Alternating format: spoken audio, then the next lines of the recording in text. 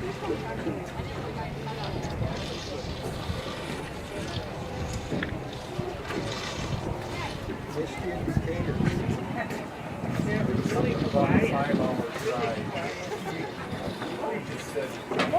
we're going to stream. That was not too bad. Oh yeah, no, I was actually working the next class.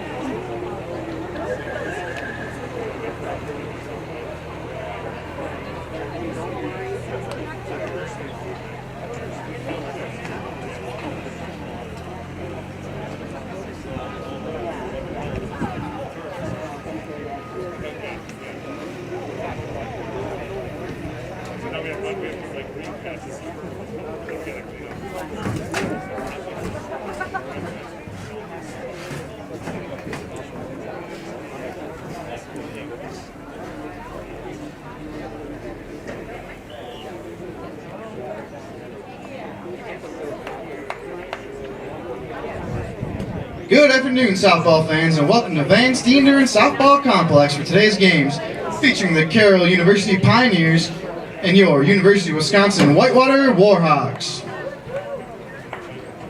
At this time, let's meet the players for today's games, beginning with the non-starters for the visiting Pioneers.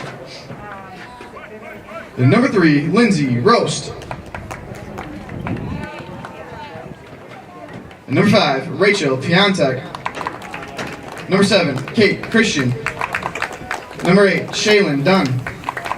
Number 14, Madison Pelaz. Number 15, Abby Wimmer. Number 17, Megan Funk. Number 21, Grace Bradley. Number 22, Sydney Janikowski. Number 26, Madison Wagner.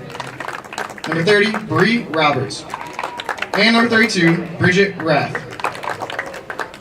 And starting for the Pioneers, batting first, playing shortstop, number 2, Lauren Harshbarger.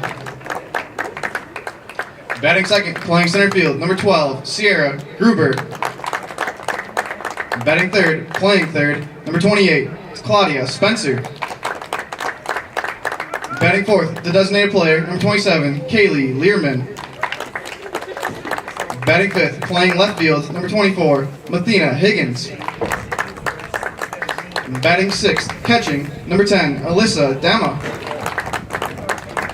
Batting seventh, playing right field, number 29, Sydney Radaman. Batting eighth, playing first base, number 4, Emily Green.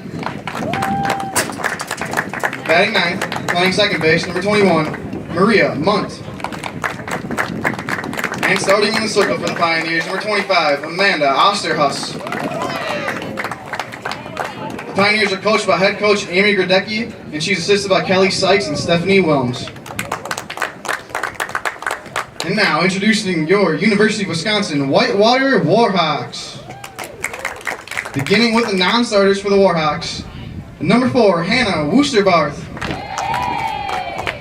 Number 6, Annie Morelli. Number 8, Rianne Dick. Number 9, Alexis Adante. Number 11, Mallory Hollitz. And number 12, Taylor Briel. Number 14, Sam Latner. Number 15, Brianna Gilbert. Number 17, Lauren Schmitz. Number 18, Marissa Adams. Number 19, Catherine Kinsella. Number 20, Alana Mraz. Number 23, Sydney Anderson. And number 24, Kendall Clapp. And now for the starters for your Warhawks. Leading off, playing right field, number 10, Vera Flugrad.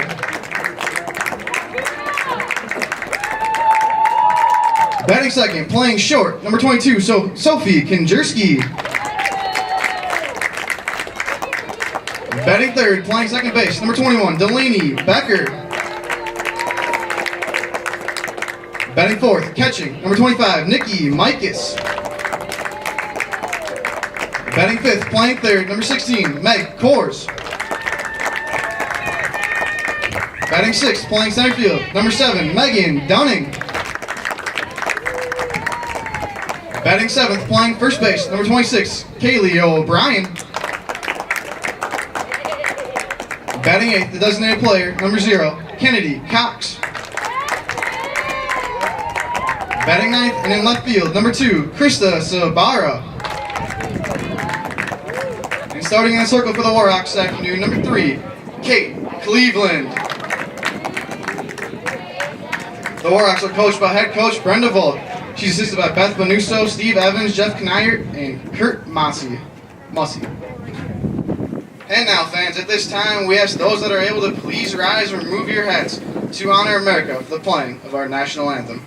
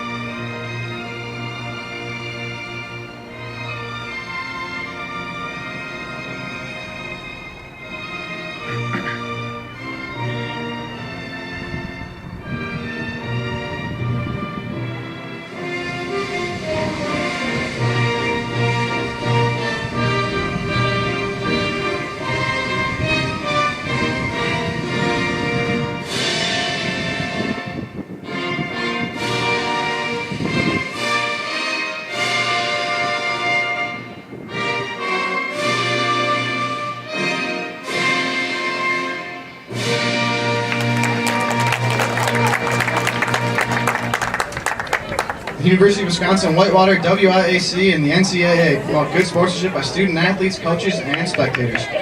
We request your cooperation by supporting the participants and officials in a positive manner. Profanity, racial or sexist comments, or other intimidating actions directed at officials, student athletes, coaches, or team representatives will not be tolerated and are grounds for removal from a site of competition. Also, consumption or possession of alcoholic beverages and the use of artificial noisemakers is strictly prohibited. Thank you for attending today's contest at UW-Whitewater, the premier Division III institution.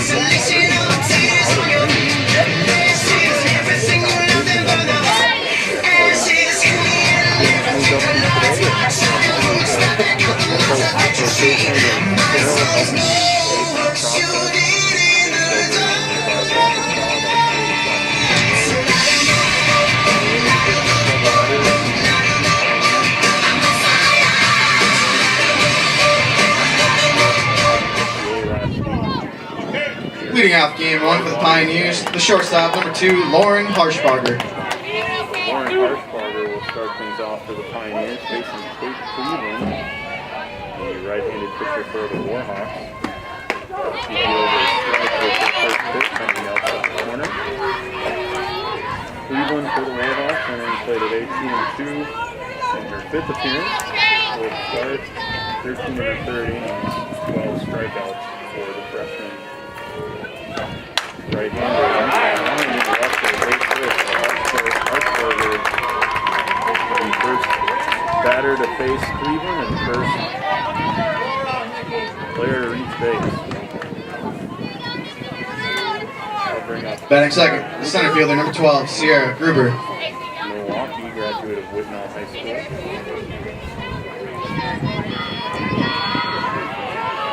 Infielders in on the corners, perhaps expecting a bunt. And he does square around and pushes him right in front of home plate. Grabbed by Michael, throw to first, who is in time. Second on the sacrifice.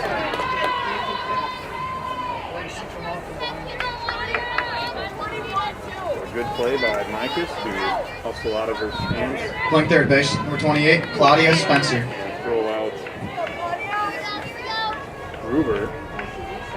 So with one away and a runner in scoring position, that brings up Claudia Spencer, sophomore from Dousman.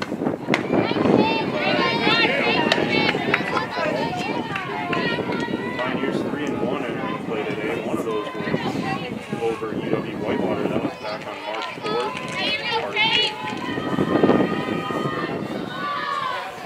Games played in Peoria, Illinois, as Micah tried to flame that one in the corner. But Cleveland missed, and it's 2-0.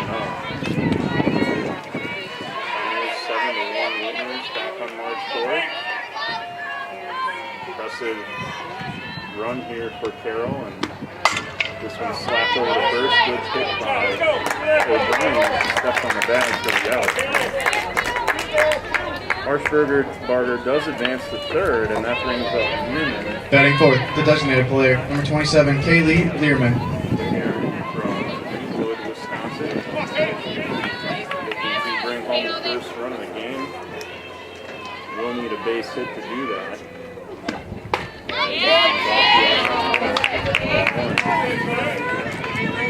Pioneers on Saturday, splitting a pair of games at home against UW-Oshkosh, the team that the Warhawks know very well, and a team that's been in the upper echelon of the WIC over the last several years. This one down by second, and that'll do it for the Pioneers. No runs, 1 hit, no errors, and nobody left on for the top half of the first. No runs, 1 hit, no errors, and the runner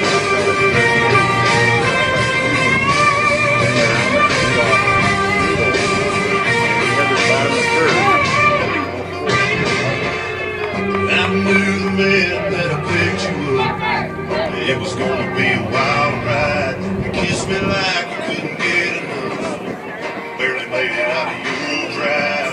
Burned a little rubber at the red light, you got a little warning from the blue lights. It's only going on 9 o'clock, but feels more like midnight. We ain't even turned the radio, ain't been 2 miles down the road.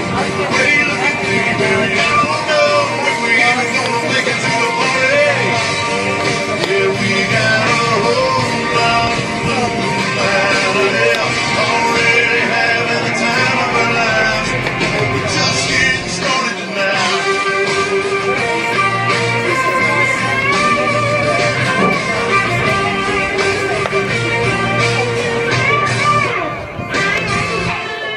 Girl, you already got your window down, and you got your seat way back. I ain't even made it halfway. All right, we're back here in Whitewater. Leading out for the Warhawks, the right fielder, Vera Flugrad. Here at Flugrad will start things off for UW-Whitewater. Flugrad playing right field today in her usual leadoff spot. Warhawks back in order. taking time from Osterhoos.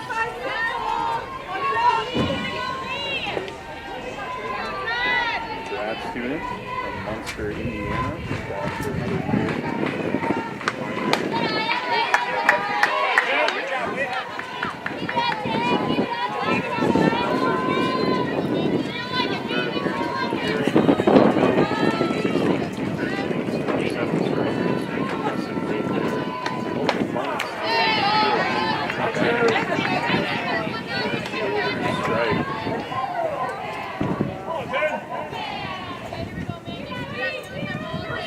Was the winning pitcher back on March 4th against the Warhawks.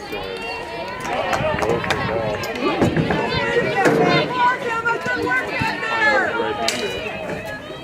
Sophia Kinjerski will hit second for UW-Whitewater, and Delaney Becker's third. Good start for the Warhawks with a base runner on board. That'll bring up Sophia Kinjerski. Batting second, the shortstop, Sophia Kinjerski.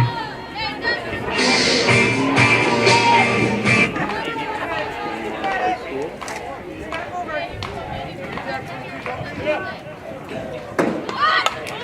Bunts one down the third baseline.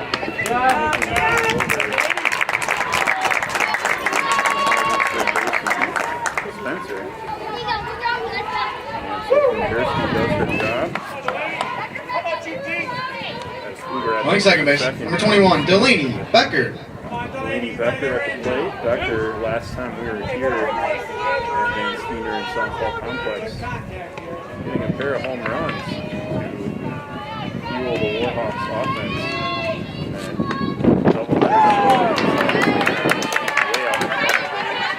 Change up. Not sure it's strike one.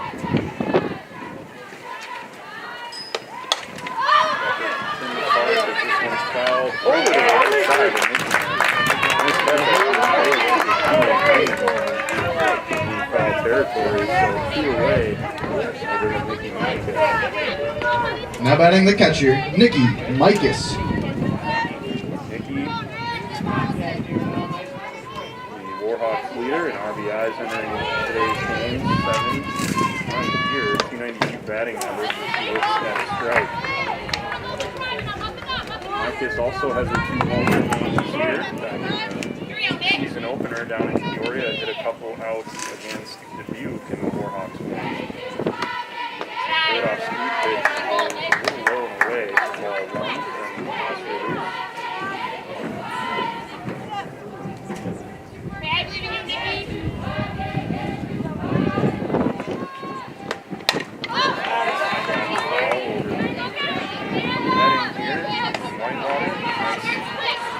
Today, temperature-wise here at Van Steiner and Softball Complex, good temperatures in the 60s. It's a little overcast. As this one's warm on the left side, picked up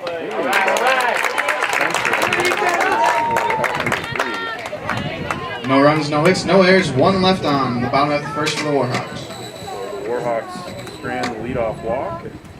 Veer Flugrad out at second base. And we head toward the second, and no score here in Whitewater.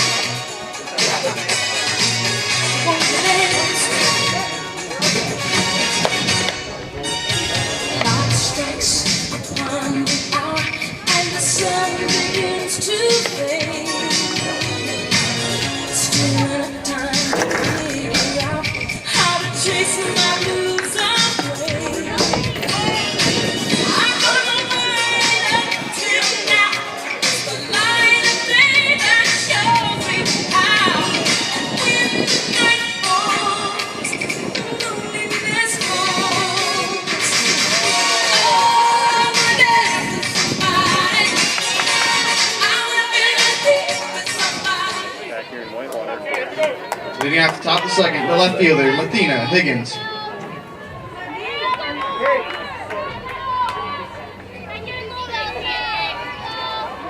Batter is Lathina Higgins, sophomore from Oshkosh. North, but she looks at ball one. Higgins entering today, 4 for 9 at the plate, with a run scored. Pioneers have only played 4 games so far.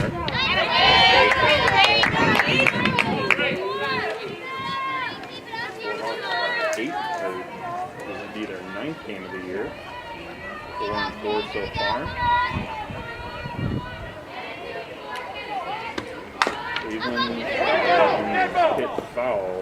I believe it hit Higgins on the way out into the field. It's 1-2. No score here, top of the second in Whitewater. Cleveland, a freshman from the graduate of Chaminade High School up in the Green Bay area. As this one's hit out to the left, and Sparrow against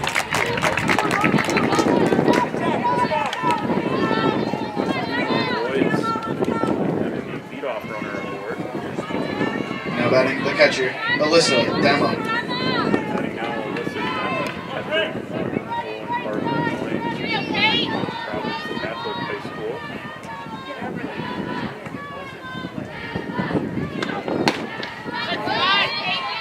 Off the plate for ball one.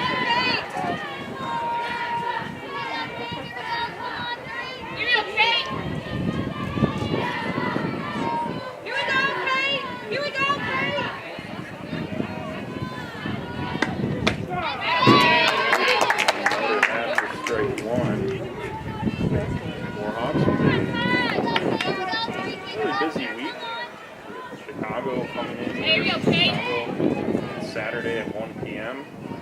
and Wisconsin-Whitewater on Sunday.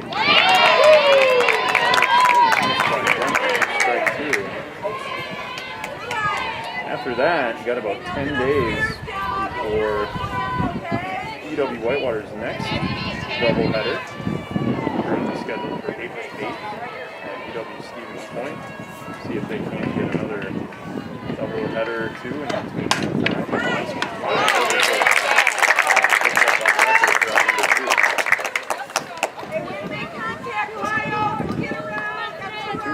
The right fielder, Sydney Radaman. Sydney Radaman, freshman from nearby East Royce, making her return to this area of the state. Be at about 6 hours. Just taking the ball one, Troy, Wisconsin, about 20 minutes from Whitewater towards Milwaukee.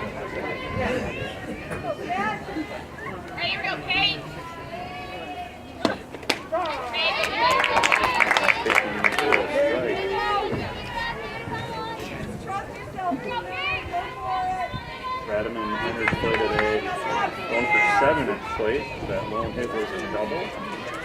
And also scored 1 run. As the ball 2. Pitcher of record in Warhawks' first game against Milliken. That was a 5-1 loss.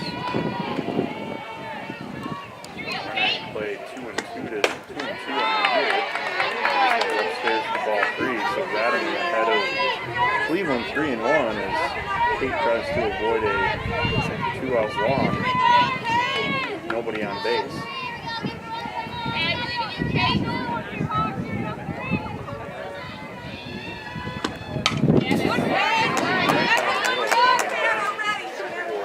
Strike 2, so Radaman now full up against Cleveland. So far. Sit at the top of the second with no score.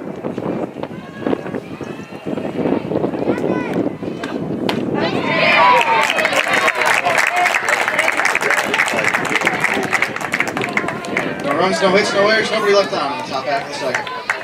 Pioneers go 1-2-3 in the top of the second. Head to the bottom half. There's no score here in Whitewater.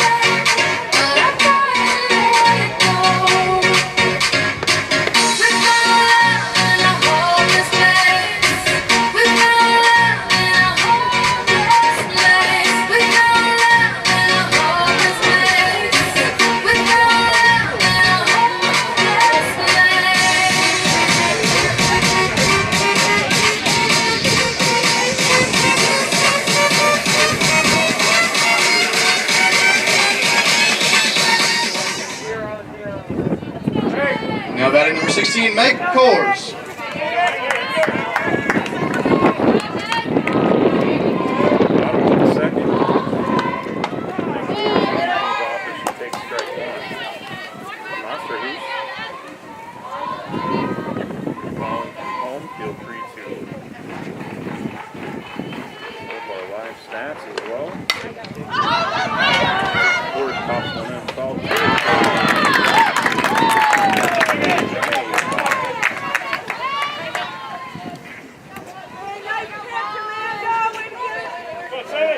The center fielder, number 7, Megan Dunning. So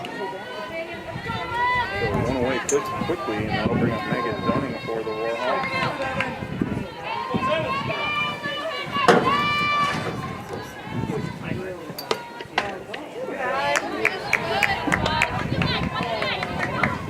Had a ball. We'll sing. We have live stats available as well over on UW-Sports.com.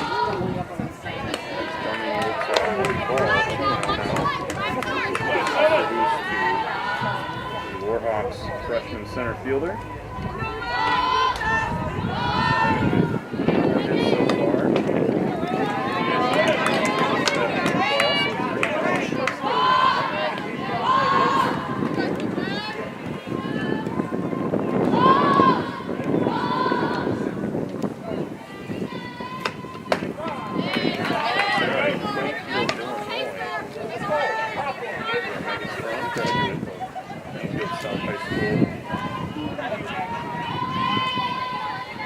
Shortstop today, or center field, I should say.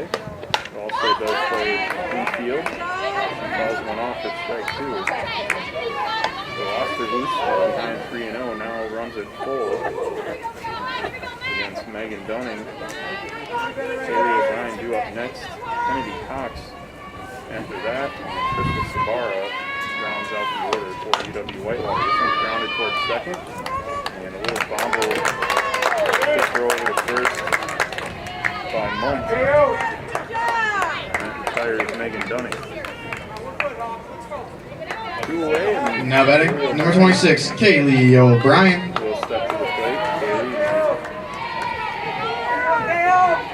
Subway Athlete of the Week here at UW-Whitewater. Was 3 for 4 yesterday in game 2 against American.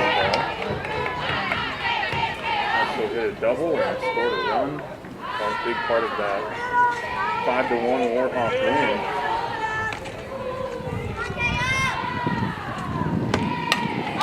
Next pitch is called straight back to the net for strike 1.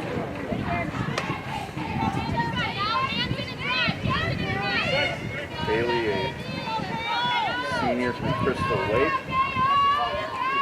Illinois, graduate of Prairie Ridge High School. 7 for 24.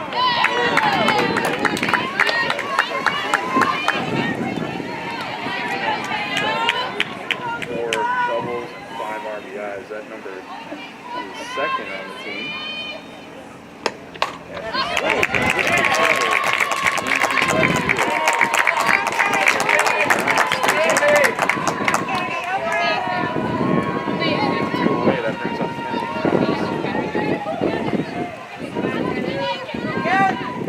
Now batting the designated player, number 0, Kennedy Cox.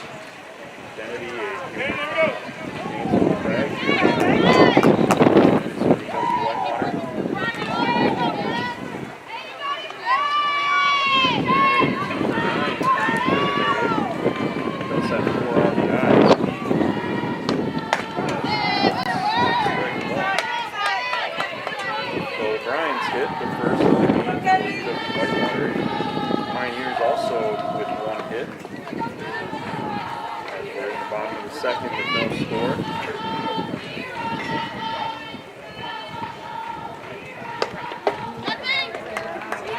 Delivers the ball down low. This Pioneer team, again, 3-1 this year.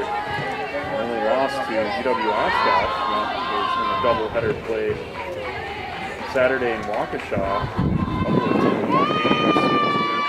Two good programs, high level of competition there. Costick got a ball upstairs. It's now 2-1. So 2 outs here in the second. Kennedy looking to maybe drive one in the gap, see if he can score O'Brien from first. If he looks at the ball, 3-1 now. Osterhus is falling behind a few hitters here early in this contest.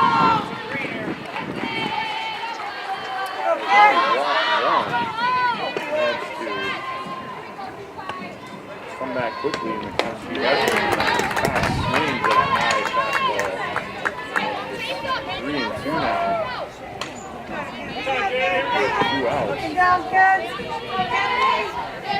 So O'Brien will get a good jump here. And let's see if Kennedy can poke one out in the right field corner and find the right center or left center gap as she taps one down the third baseline, and that's foul. 30th pitch for Osterhus here in the bottom of the second inning. 30 pitches total for the game, I should say. It's full up, still 3-2 to the Warhawks designated player. Krista Savara is next. She is the number 9 hitter today. As Cox is a little ahead of that one and was driven over and foul the Warhawks dugout. Still 3-2.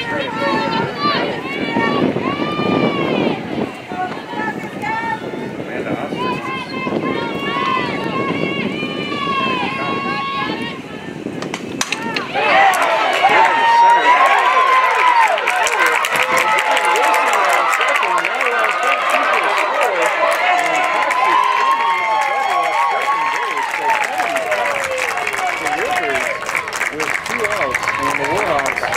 Take a 1-0 lead.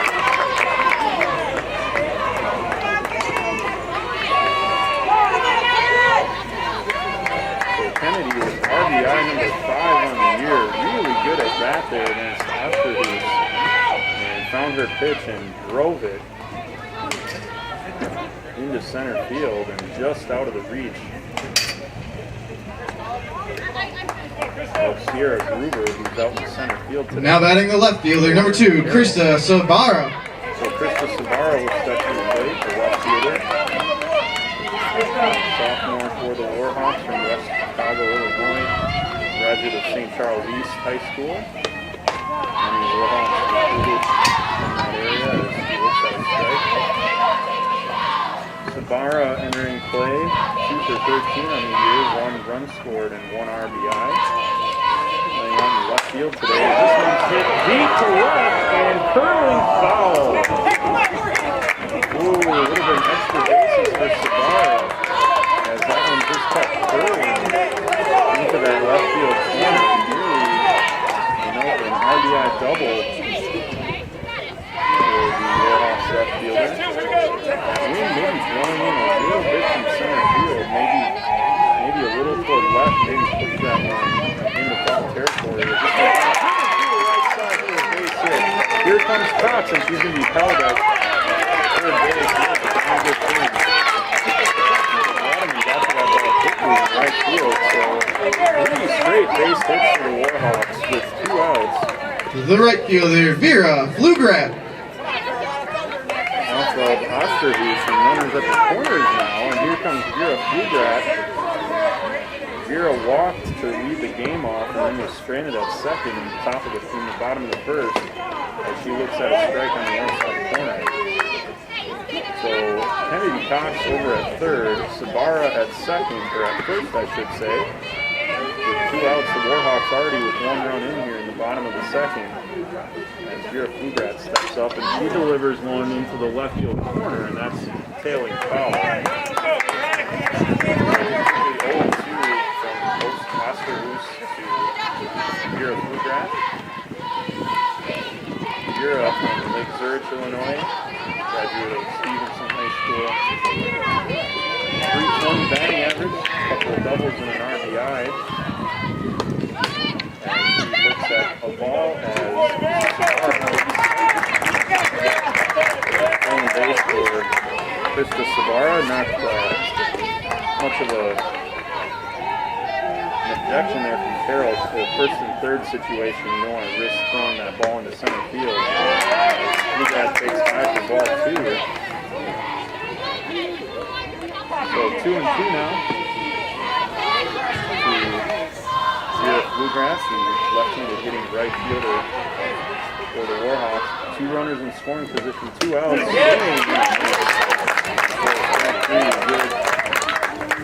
Good escape job there by Osterhuis. 1 run on 3 hits, no errors, and 2 left on the bottom half of the second for the Warhawks.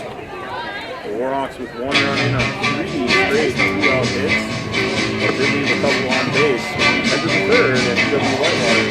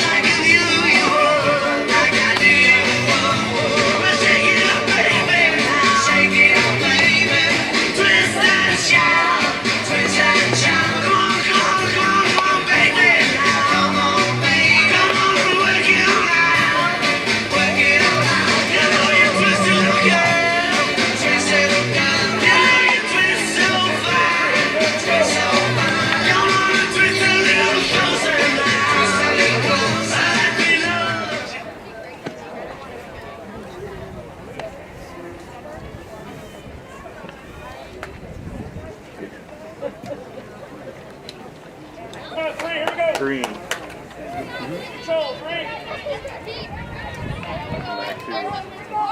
Now batting, number 4, Emily Green.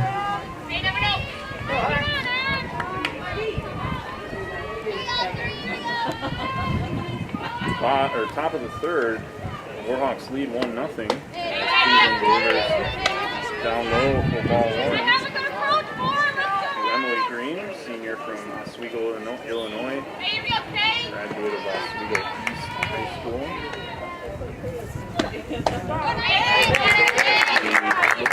Strike 1.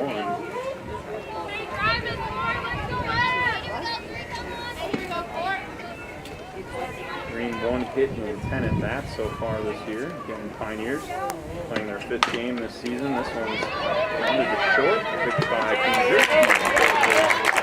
There's plenty of time to get Green 1 out. That brings up Maria Munt. Playing second, number 21, Maria Munt. Munt on the season, 3 for 11 with a run scored.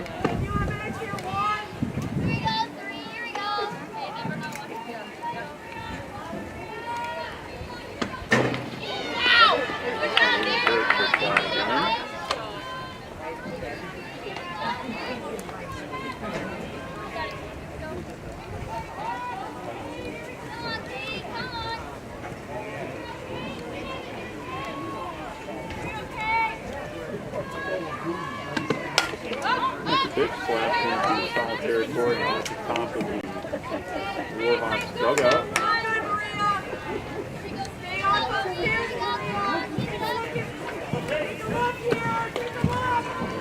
So ball 1 and strike 1 from Cleveland to Maria Munt, a junior from Milwaukee. This one pointed down the third baseline, picked up by Cooler.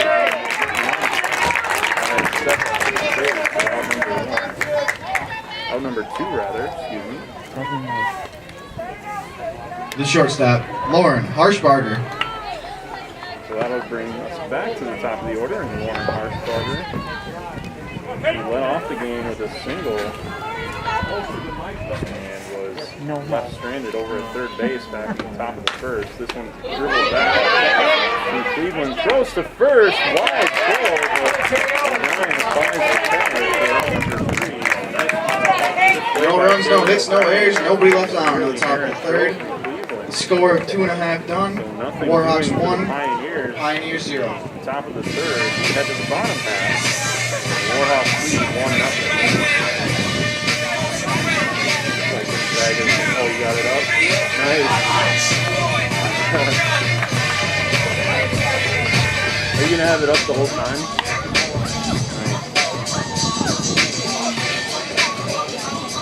Yeah, I pulled it up. Well, if you're gonna have it, I'm gonna probably take mine off so then I can look at the stuff. So, yeah, I can see it. Good enough for my purposes. Yeah, oh yeah. Oh, thank you. I've been doing this for way too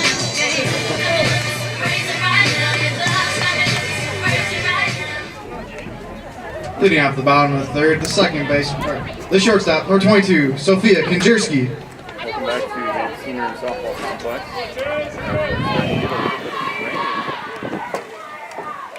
Here at the senior and softball complex. Nothing crazy, just a couple of dribbles. UW-Whitewater with a driven, and Konjerski will reach, and that one went off the glove of Harshbarger. And we'll call that an error. We'll say that's an E6 for right now. 20 seconds, number 21, Delaney Becker. So Sophia reaches on an error, and that brings up Delaney Becker, who starts the bunt, and this one fouled back into the netting for strike one. Becker is 0 for 1 today. So Konjerski over at first. Becker will try and lay one down again, and this one is perfect. And on the first base side, out at first base, full steps. But nonetheless, does her job. And Now batting the catcher, Nikki Mikas. one out that'll bring up Nikki Mikas. Rounded out to third base, back in first. Warhawks again with a 1-0 lead after that run of 3 straight hits in the second inning, I should say. As Mikas waits back on a changeup, and this one's driven into the right field bullpen for strike one. Nikki, a fifth-year senior for the Warhawks from Ealing, Illinois, deciding to come back for one additional season after the cancellation of the 2020 years. We're going to have a little meeting at the month here. One of the staff members for Carroll coming up to speak with Osterhoos. Their catcher, Coach Brenda Gold talking a quick word with Becker. Over at second with 1 out. And now we're ready to go. So light sprinkle coming down now here in Whitewater. Pass quickly as Mikas fouls it back to the swing. It's quickly 0-2.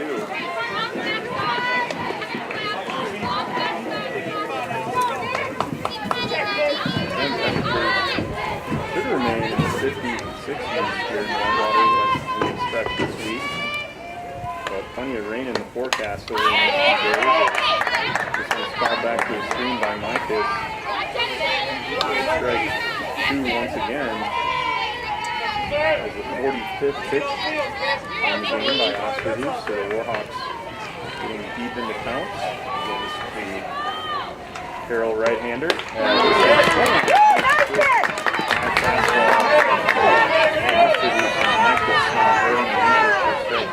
And now batting number 16, Meg Kors. So 2 away, and that'll bring up Meg Kors to get a pop-up in foul territory that was caught by catcher Gemma back on second.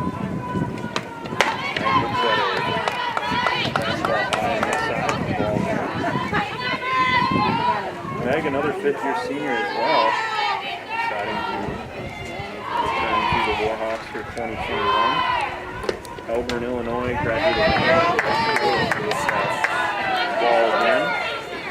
And with 2 outs here, you'd expect Osterhoos to be pretty careful with Meg Kors, one of the Warhawks' best hitters. base open at first as well. This one's driven and up the middle, and third is going to beat it out. Call that a base hit for Meg, as it had a little bit of backspin. And I'm not sure if it was fielded cleanly, if it would have been an out at first base anyway. Now batting the center fielder, Megan Dunning. So Meg's aboard after the infield single. Jersey advances to third, and that'll bring up Megan Dunning. Looks at ball one. Grounded up to second. An opportunity here with 2 outs and runners at the corners. Warhawks leading 1-0, bottom of the third. And this one's popped foul behind Pioneer dugout.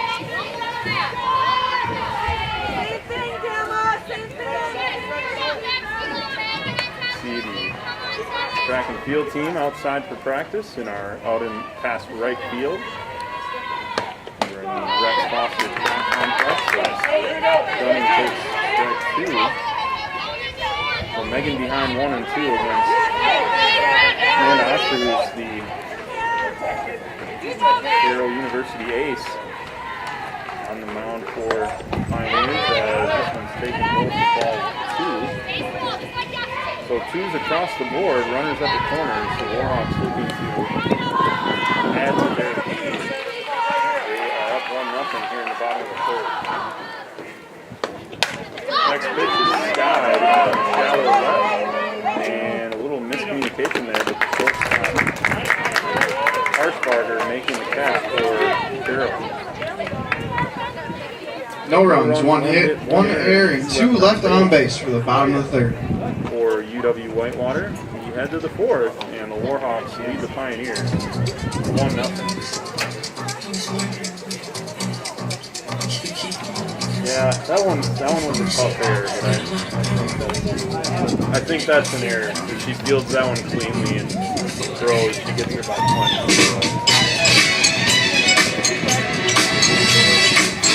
That second one was a tough error.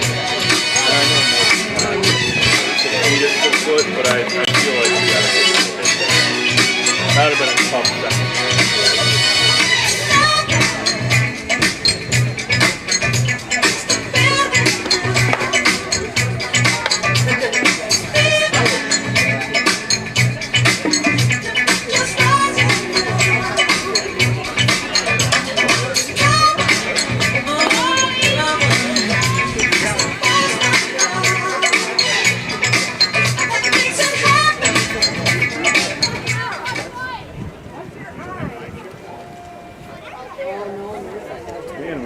Top of the fourth inning here in Whitewater, no score.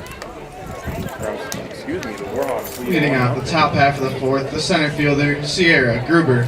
UW-Whitewater plating a run back in the second on the RBI double by Kennedy Cox.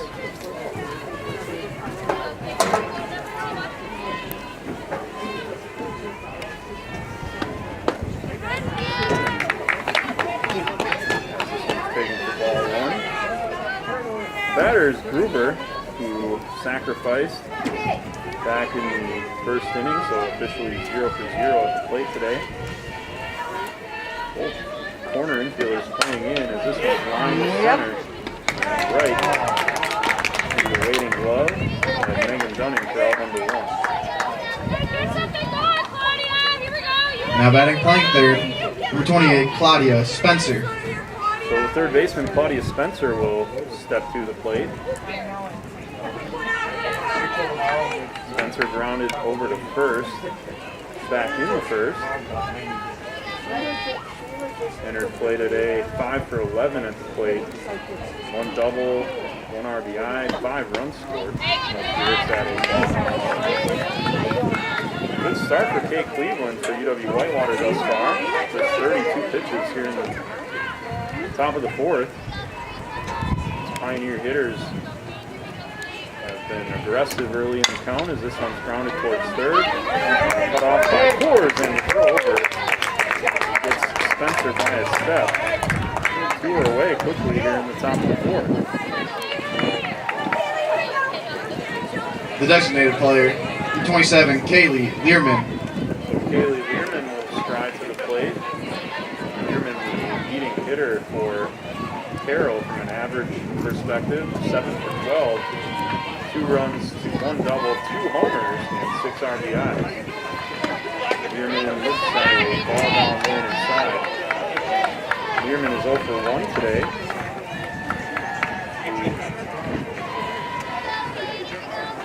Rounded out back in the first inning. That was the final out of the inning with that runner on third base. As this one's slapped toward third, and Coors cuts it off and throws the first for out number 1, and a little collision over at first base, and Haley O'Brien is down in the dirt.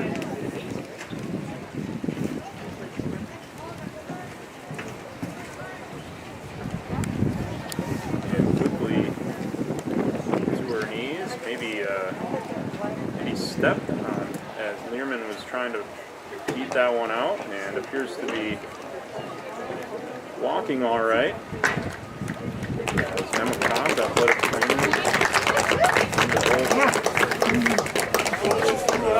attending to Kaylee. No runs, no hits, no errors, and nobody left on the top half of the So fourth. another 1, 2, 3 innings for We're Kaylee. gonna go by the car. See if O'Brien is okay. See if she's out for the next inning. As we head to the bottom of the fourth, and the Warhawks with a 1-0 lead over the Pioneers.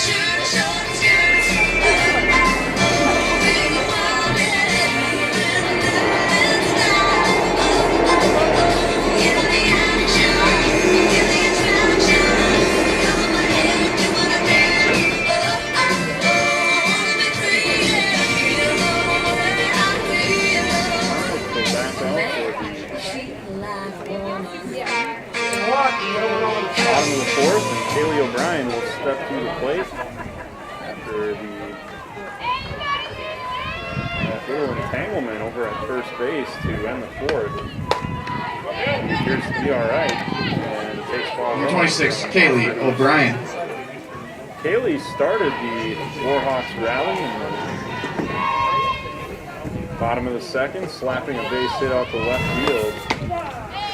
And then coming around to score on the double by Kennedy Cox. As the next pitch is taken for a strike, so it's 1-1.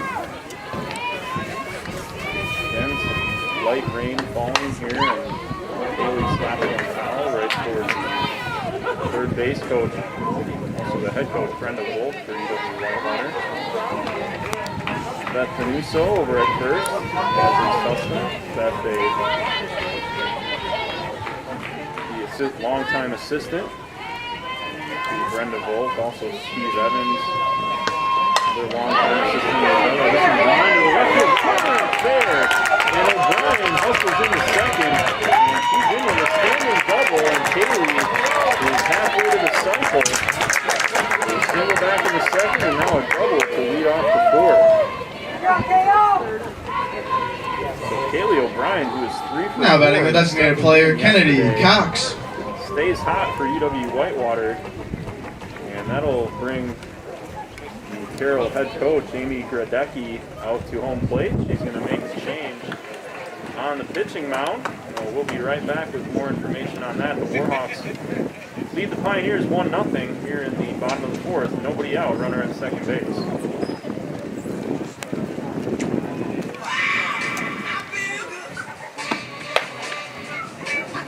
That 21. Yep. Make any other changes? I think so.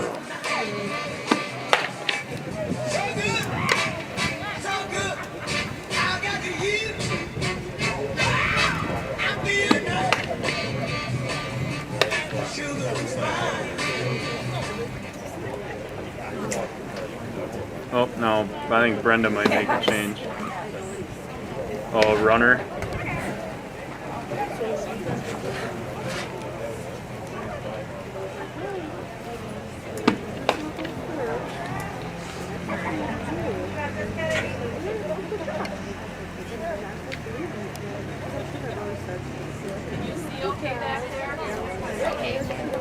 Adante.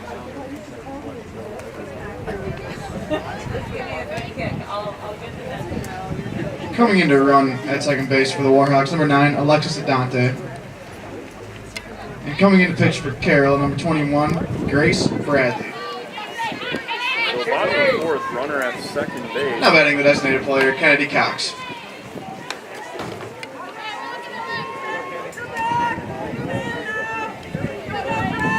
And new players on the field.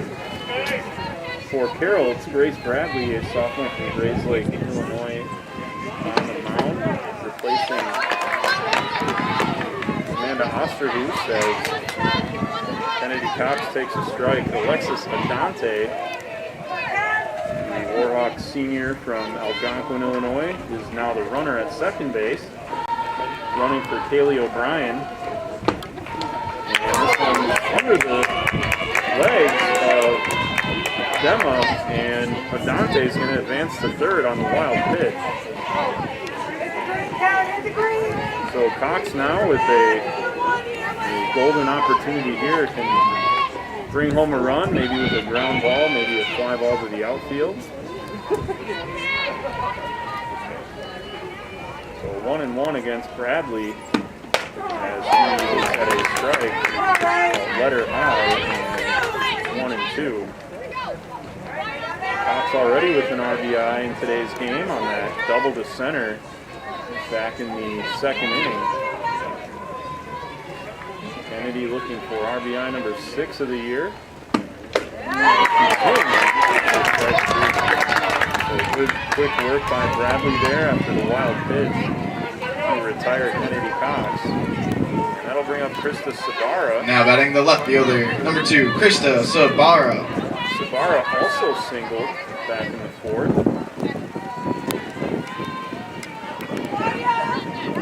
For another hit here, but can bring home Dante in a variety of ways as she looks at a ball high.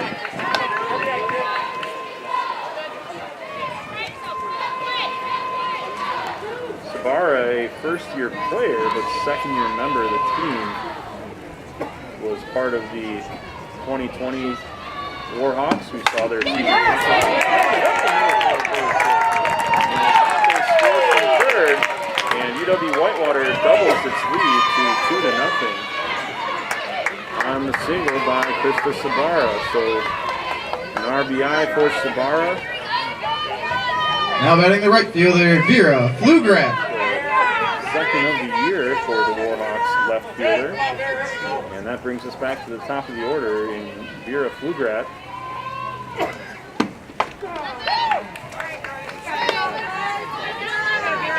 No.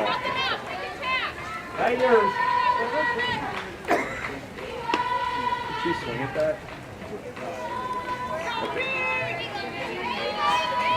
So Vera at the plate, officially 0 for 1 today. She looks at a ball. Flugrat walked to start the contest and then struck out back in the third inning, the second. As there goes Sabara, and she is in there with the stolen base.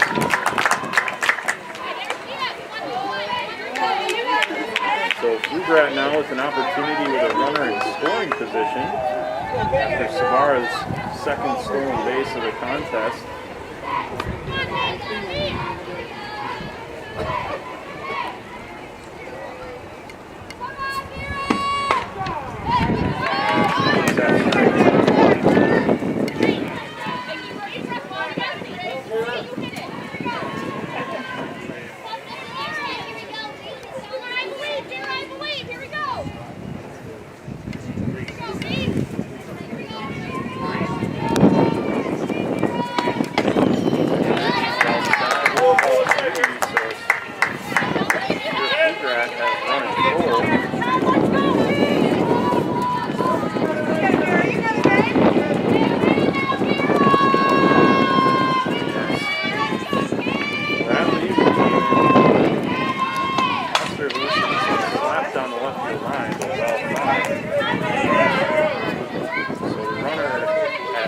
scoring on that single by Sabara. That was the last runner that Osterhuis was responsible for.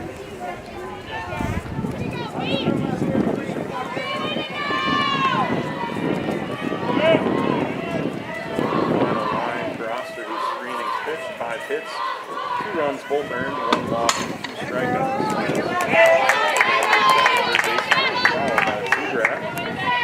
Working nicely back here against Grace Bradley. Bradley entered play. This is her 4th appearance of the year, 3rd appearance in the elite, 8 1/3 innings, 1 run and 4 strikeouts. This one's slapped through the left side for a base hit. Sabara rounding 3rd, and she's going to be held by Brenda Gold from the Jackson.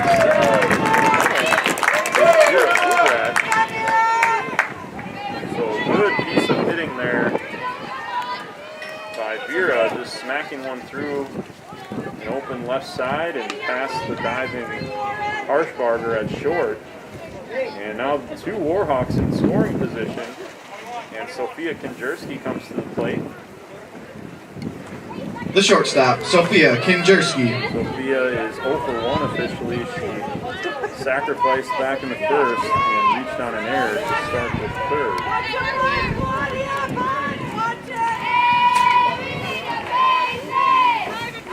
Kinjerski, Denmark High School graduate. Has a major opportunity here. She looks at strike 1.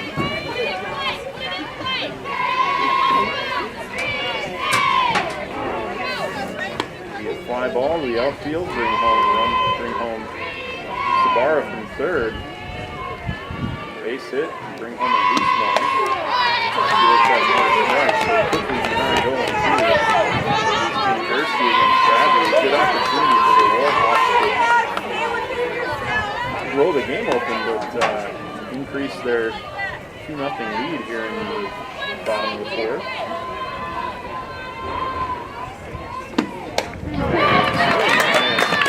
Good pitch by Bradley on the outside corner. Kinjerski's retired. Now batting number 21, Delaney Becker. Becker so far is 0 for 1. Fouled out back in the first, sacrificed in the 3rd. A good scoop on the lower ball there by Denmark. It's 1-0. Delaney, graduate of Lincoln Way East High School. One of several Illinois natives on this Warhawk team as she looks at strike 1. Linda Volk and Beth Diesel always reaching into the Chicagoland area for some of the best players the program's had. Bradley and Becker out in front, and it's 1-2. Warhawks hoping to get at least a run home here. 2nd and 3rd, 2 outs, 2 strikes, and a 2-0 lead here in the bottom of the 4th. Becker goes down swinging, so 1 run on 3 hits, no errors, and 2 left on. Warhawks lead Score scoring position. 4 innings in the books reads Warhawks 2, Pioneers 0. But do put another run on the board on 3 hits. UW-Whitewater heads to the 5th.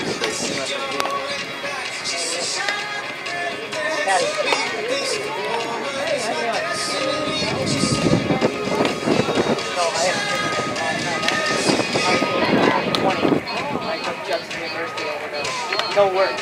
I'm part-time. I'm on the payroll, but there's no reason.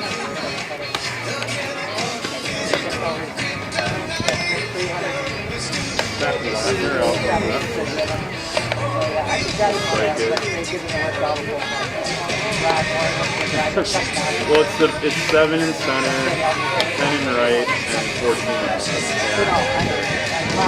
Yep. Well, I just don't. I have a habit of always looking. Yeah. Oh yeah.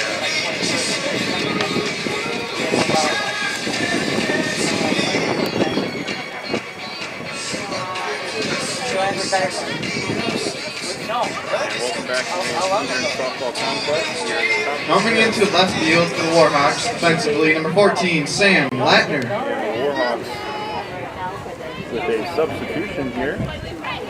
No, two substitutions technically. Carroll Ryan returning to first base after being 1 for the fourth. Sam Latner now out in left field. Sam, a senior from Range, Illinois.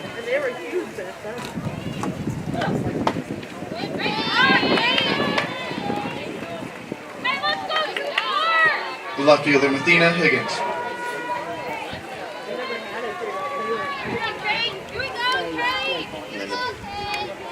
Mathena Higgins will lead off the fifth against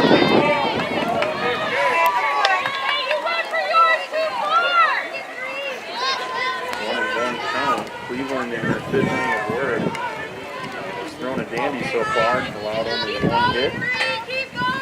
And that was the first hitter of the contest. This one's inside for ball 2. So 2-1 now to Higgins, who's 0 for 1 today. Higgins 4 for 9 entering play today. He looks at another strike on 2-2. Excuse me, 3-1. 3-1 count from Cleveland to Higgins. Next pitch is back.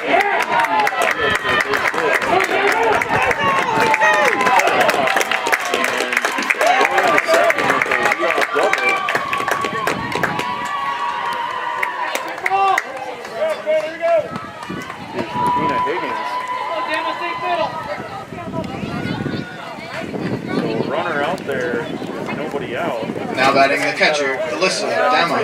That'll bring up the catcher, Alyssa Dema. Illinois.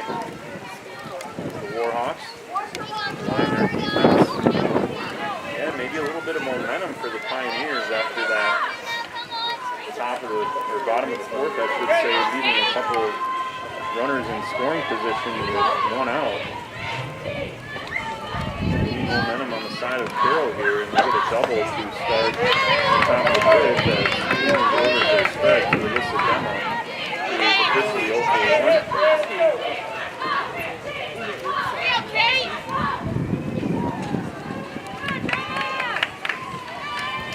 Dema, a senior for Carroll.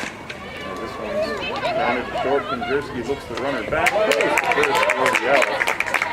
Higgins has to stay put at second base. So productive out there for Kate Cleveland. And we've got a pinch hitter for Carroll.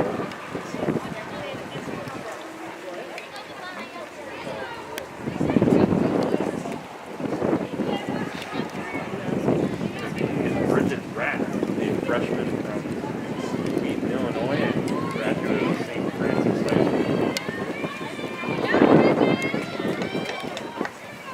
Matt 1 for 4 so far this season. Coming in to hit for the Pioneers, number 32, Bridget Raft.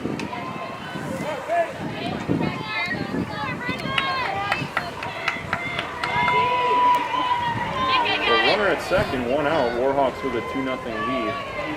Top of the fifth, Pioneers to bat as this one bunted in foul territory for strike 1. Kate Cleveland, again the starter today, is out for her 5th inning of work. That was her 43rd pitch.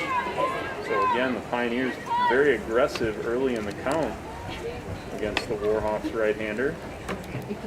Making plenty of contact too. Kate with just 1 strikeout so far, but has also only allowed 2 hits.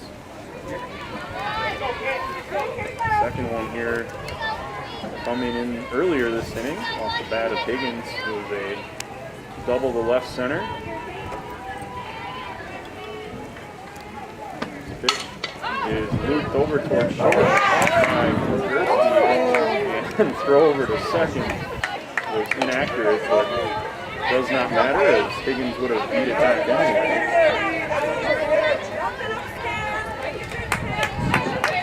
Two away, and that brings up Emily Green. Number 4, Emily Green. Green is also 0 for 1, playing first base today, and looking for a 2-out RBI here with a runner out at second. Cleveland's pitch. Right. Good movement on the fastball.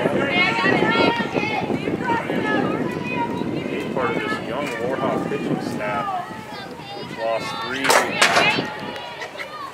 seniors from the year before.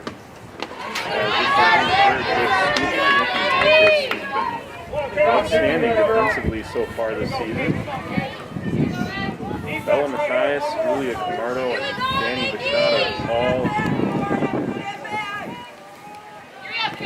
not part of the program anymore as Camardo exhausted her eligibility, and Bachata and Mathias both graduated. Moving on after the 2020 season was canceled. The Warhawks reliant on many freshmen on this pitching staff, as well as Marissa Adams, a transfer, position as high for ball 3. So Emily Green is ahead of Kate Cleveland here, who hasn't walked any hitters so far. Does have a base open at first, but it would bring the go-ahead run to the plate, as this one is right down the middle. So count full now against Emily Green, and an opportunity here for Carroll, which trails 2-0 here in the top of the 5th.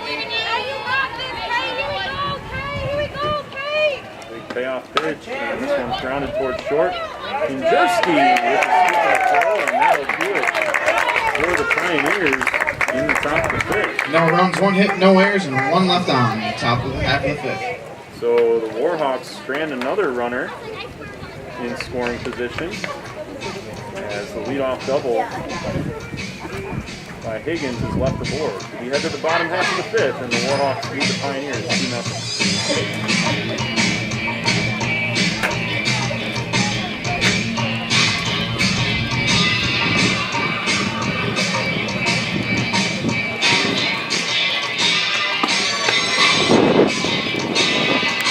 Look at the outfield booth because they had that hitter.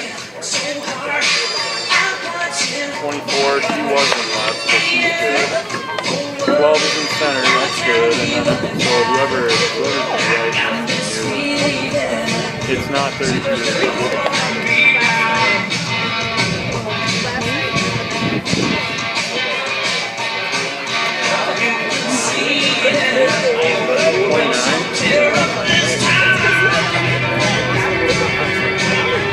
Wait, oh, so she re-entered? Okay.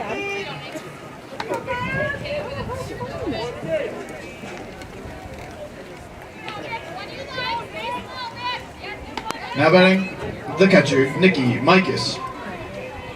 Back here in Whitewater, bottom of the 5th, Warhawks with a 2-0 lead over Carroll University. As Nikki Mikas swings at the first pitch, rounds it over to short. Throw over to first is made by Archbarger, and a good scoop by Emily Green for out number 1. Now batting number 16, Meg Kors. I'll bring up Meg Kors, who is 1 for 2. Meg with a base hit back in the 3rd inning.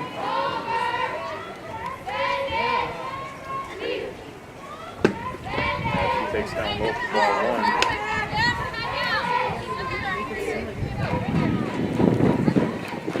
Grace Bradley is in her 2nd inning of work after replacing Osterhoek with nobody else in the bottom of the 4th as Forrest takes another ball. And it's 2-0.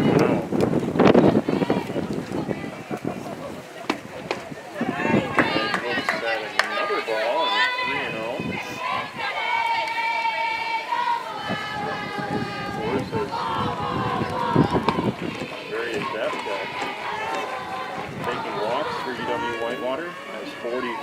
career entering play today.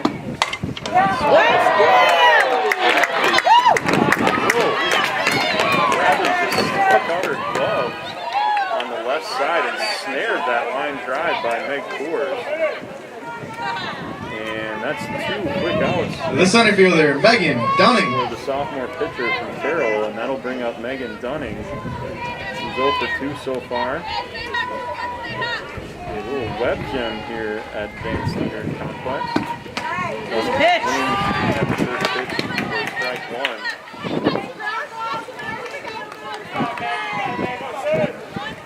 Warhawks with a 2-0 lead here in the bottom of the 5th.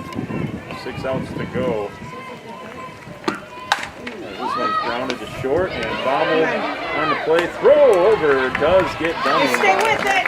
Nice recovery by Harshbarger. No runs, no hits, no errors, and nobody left on. Bottom half of the 5th. 5 innings complete. Score, Warhawks 2, Pioneers 0. And we head to the 6th with the Warhawks leading 2-0.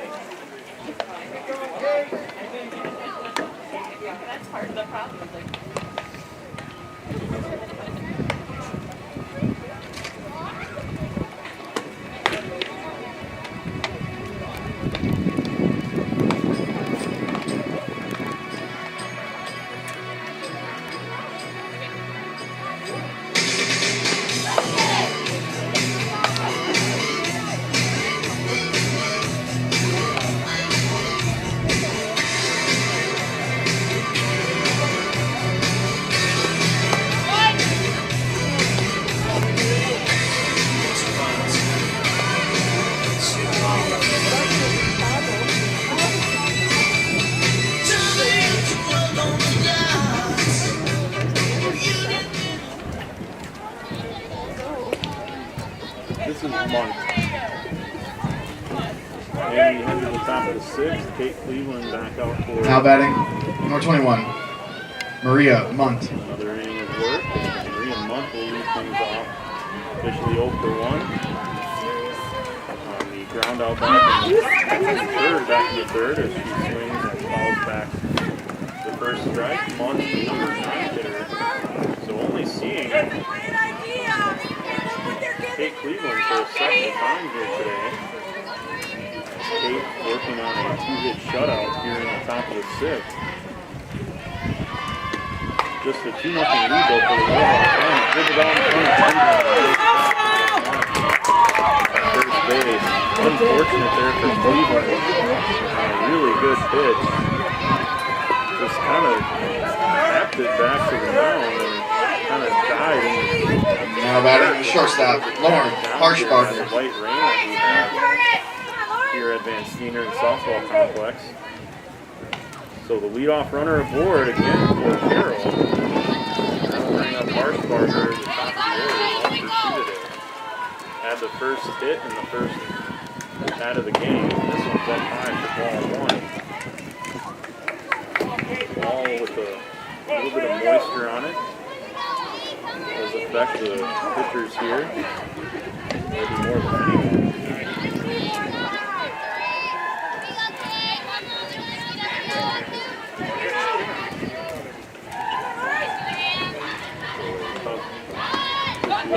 Cleveland delivers a strike. Like the bunt was on as the corners were charging for UW-Whitewater. 1-1 count now. Harshbarger, the leadoff hitter, maybe looking to bunt here in the 6th. But more likely swinging away, trailing 2-0. On the outside corner rather for ball 2. So Cleveland, again, has had good control so far. Got behind a couple of hitters here in the last couple of frames. Runner at first is Maria Munt after that swinging bunt of a base hit. Now she squares and this one's called back to the center for strike 2. No runs, 3 hits, 1 error for Carroll. For UW-Whitewater, 2 runs, 7 hits, and no errors. The Warhawks got 7 runners on base. The game could be 4, maybe 5-0 here in the top of the 6th. Instead, it's just 2-0. UW-Whitewater with the lead as this one hit out to second, and we're going to have a runner interference here on Maria Munt as Becker tried to field that one, and Munt just ran into her. And so runner interference retires Munt and puts Harshbarger, the center fielder, Sierra Gruber, at first. So Gruber will be up for the Pioneers. Officially 0 for 1. She sacrificed in the first and lined out to center back in the 4th. Harshbarger at first and 1 away here in the top of the 6th.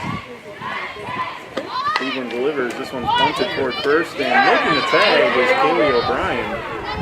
And a nice play there by O'Brien, who would have had to turn and make a good throw to first. A tough play for a first baseman to make. So Gruber is out trying to bunt for a base hit. Harshbarger does advance to second, and that'll bring up third baseman Claudia Spencer.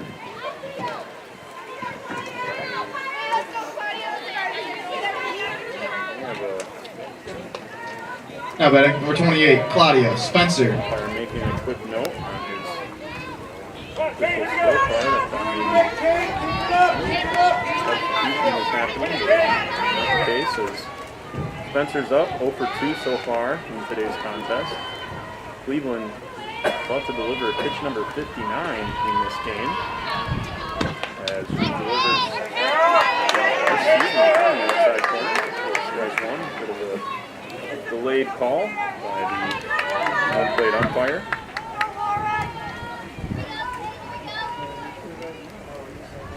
No lights here at Advanced Senior and Softball Complex, so trying to get 2 games in.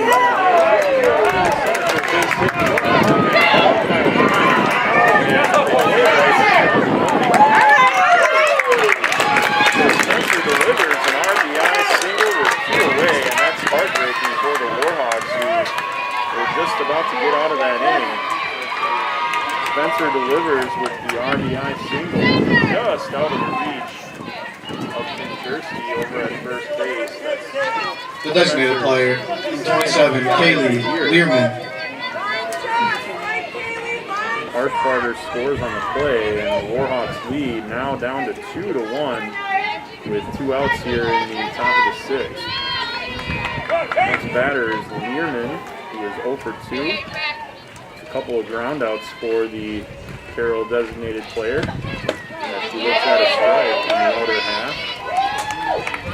Runner over at first is Spencer again, who delivered with the RBI single with 2 away. All the runs scored today have been with 2 outs, if I'm not mistaken.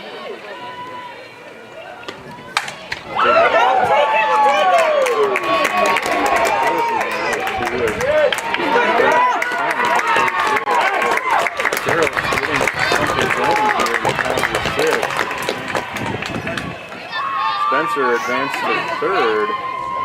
That one just about rolled to the fence. Great job by Bluegrass to cut that one off, and Kate Cleveland in some trouble here with runners at the corners. The go-ahead run at first, the tying run at third, and the batter is going to be Mathena Higgins, as the Warhawk infield has a brief meeting, and Brenda Volk signing away from the dugout as these first and third situations always. Now batting, Mathena Higgins. Higgins is 1 for 2, threw to left in the second and doubled in the 5th. But was left stranded. So the Pioneers, not many opportunities today, but a big one here in the top of the 6th. Runners at the corners, Cleveland delivers a ball. Kate starting to get hit here as the Pioneers are in their third time through the order. Higgins looks at the strike right down the middle from Cleveland, 1-1. So the runner at third is Spencer. She's the tying run. Learman over at first. She is the go-ahead run. 2 away. Warhawks with a 2-1 lead here in the top of the 6th. Cleveland delivers a ball outside and 2-1. So the Warhawks again have had some opportunities to gain some separation. Haven't been able to deliver, but still with a 2-1 lead as this one's grounded towards second. Gobbled up by Becker and throws over to first for out number 3. So a good job by Cleveland to keep her composure there. 1 run on 3 hits, no errors, 2 left on base in the top half of the 6th. Score reads Warhawks 2, Pioneers 1. Well, the Warhawks still lead 2-1 as we head to the bottom of the 6th.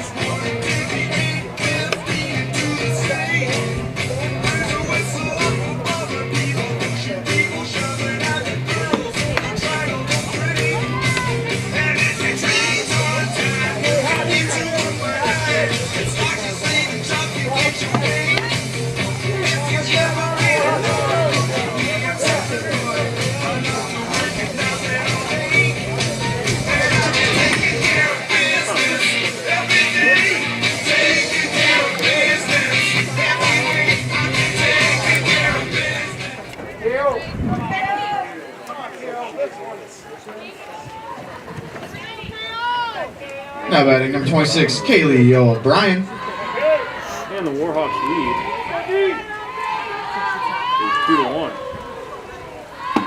Kaylee O'Brien slaps one to the left side. Tough play. Knocked down. I would say for a base hit.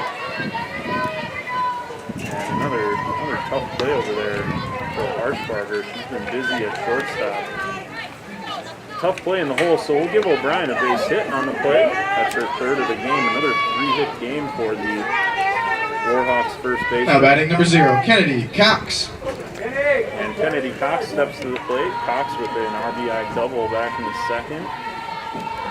And he's 1 for 2 today as she lays down a bunt, and that one is foul. That one spun and stayed in that left-handed hitter's batter's box. Kennedy trying to do a job and move Haley over to second.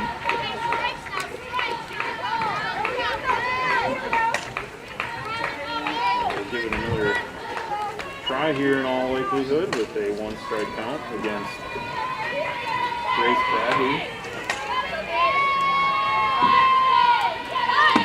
Another one is perfectly down the third baseline. Going over to first for the out is Spencer. That's a great job. Good job, Ken. So good job by Kennedy Cox to advance O'Brien to second with 1 out, and that brings up Sam. Now a re-entry, so Krista Sabara will. Now batting number 2, Krista Sabara. Sabara re-enters back into the lineup for defensive replacement Sam Latner. Sabara today is 2 for 2. A couple of singles, batted in a run back in the 4th. Looking for another RBI with Haley O'Brien out at second base. (2-1) bottom of the 6th. The Warhawks clinging to a 2-1 lead. But with another opportunity with the runner in scoring position. Again, a steady rain. Not a hard rain, but a steady rain here in Whitewater. This game already moved up 24 hours to accommodate for anticipated inclement weather over the next few days here in Whitewater. And this one is off the plate for ball one. Warhawk baseball doubleheader, which was scheduled for yesterday, already postponed to Wednesday. With over 80% chance of rain in Whitewater tomorrow. Adjusted a couple of events here on campus, and this one is just after ball two now. And Krista Sabara is ahead of the pitcher, Grace Bradley.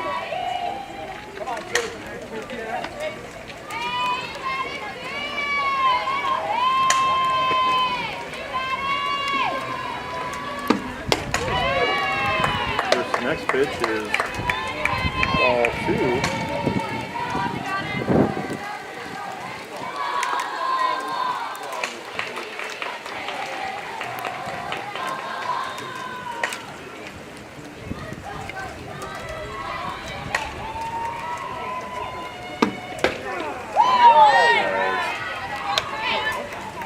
Sabara takes ball, or strike one, I should say. 3-1 now. Bradley trying to come all the way back.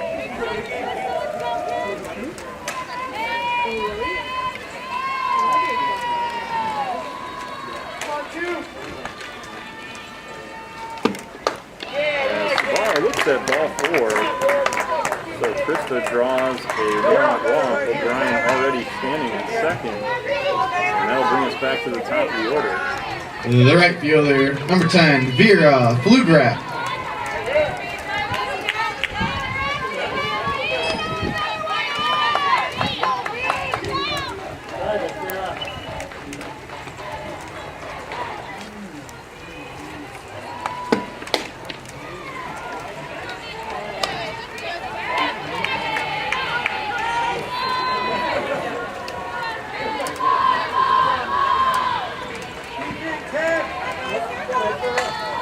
Ball one to Vera Flugrat, who is 1 for 2 with a hit, a walk, and a strikeout.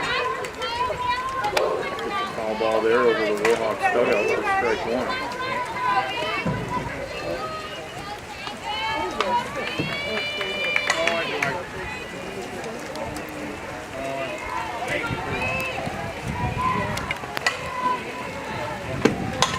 Flugrat slaps him in the left and caught by Sergeant Higgins out in left field.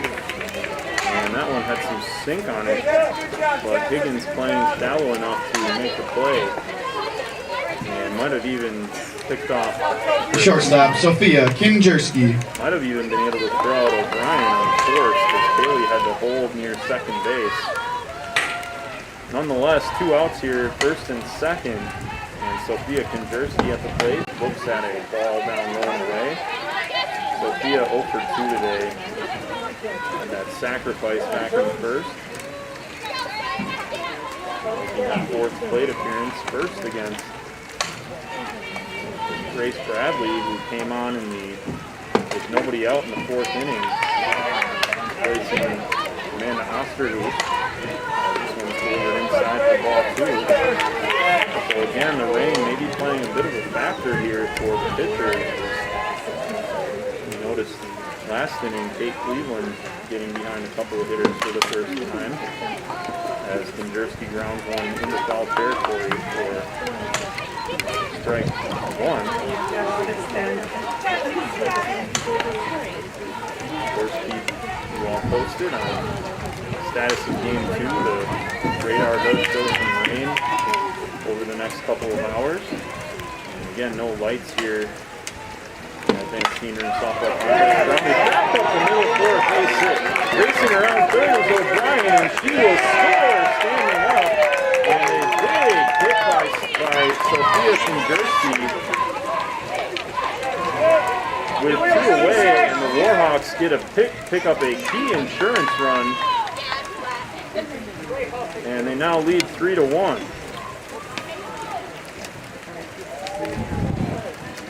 So Sabara out at second, advancing 90 feet.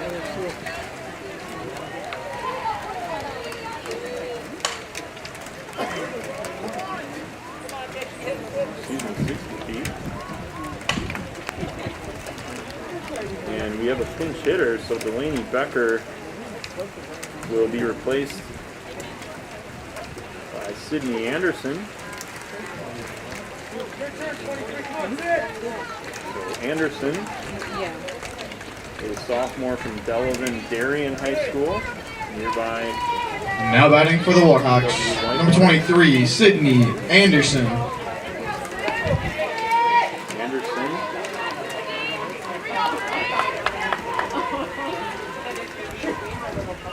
So far this season, 3 hits and 12 at-bats, has a double and an RBI. As she looks at a ball inside. Sabara at first, Konjerski Sabara at second, Konjerski at first. 2 away, Warhawks with a run in and lead 3-1. 2 outs, 1-0 count. As Anderson looks at a strike. It would be a key for the Warhawks to pick up game 1 of this doubleheader, and would be a nice win over the Pioneers, who are nationally ranked and just split with UW-Oshkosh.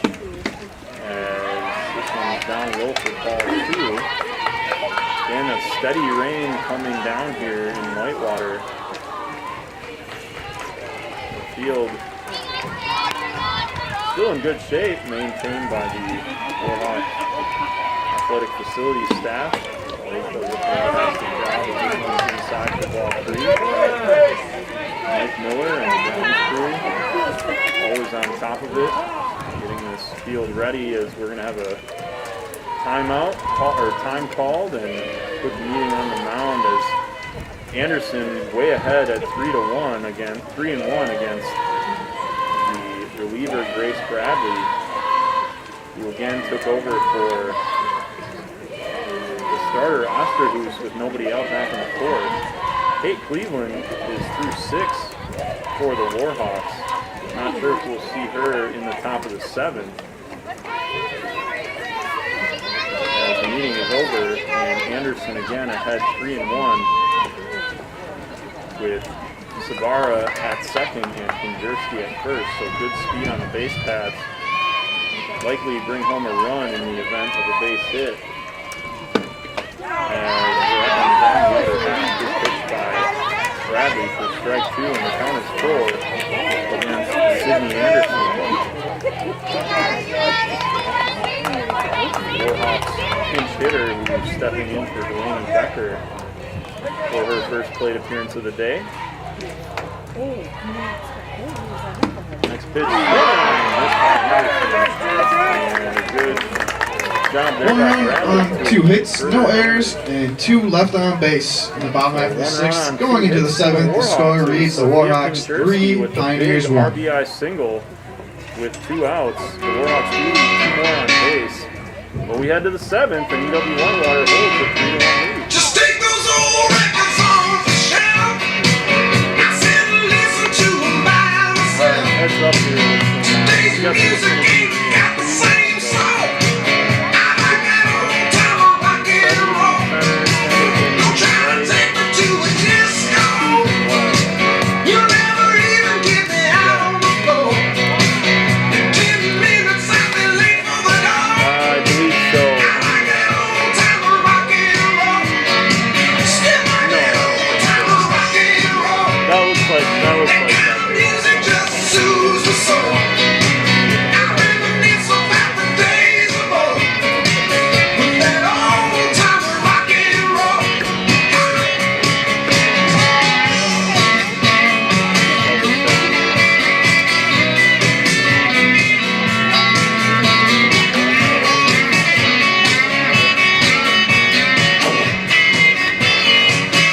Don't they hear 'em playing tango? I'd rather hear some blues and funky old soul. Re-entering the game for the Warhawks defensively at second, number 21, Delaney Becker. Now batting for the Pioneers, number 10, Alyssa Dema. So top of the 7th, and the Warhawks with a 3-1 lead. Kate Cleveland on the mound for the Warhawks, working on a complete game. Needs 3 more outs here, as this one's hit first pitch into left. Sabara coming in and making the catch for out number 1. So a quick out, a big out for Kate Cleveland. And that'll bring up Sydney Radaman. Now batting, Sydney Radaman. Radaman today is 0 for 1.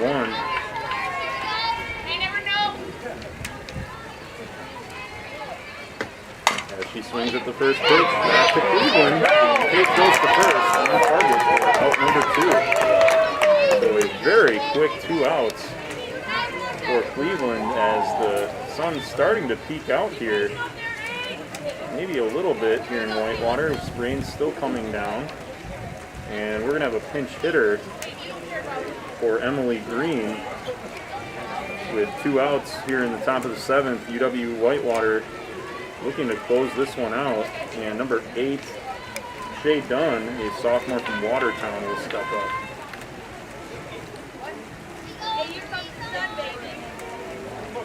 Coming in to hit for the Pioneers, number 8, Shaylin Dunn. Shay Dunn is an outfielder. Pinch hitting. 1 for 4 so far in the season. One hit was a double. Also scored a run and knocked one in. As she looks at a strike right down the middle from Cleveland. Really today has been on point.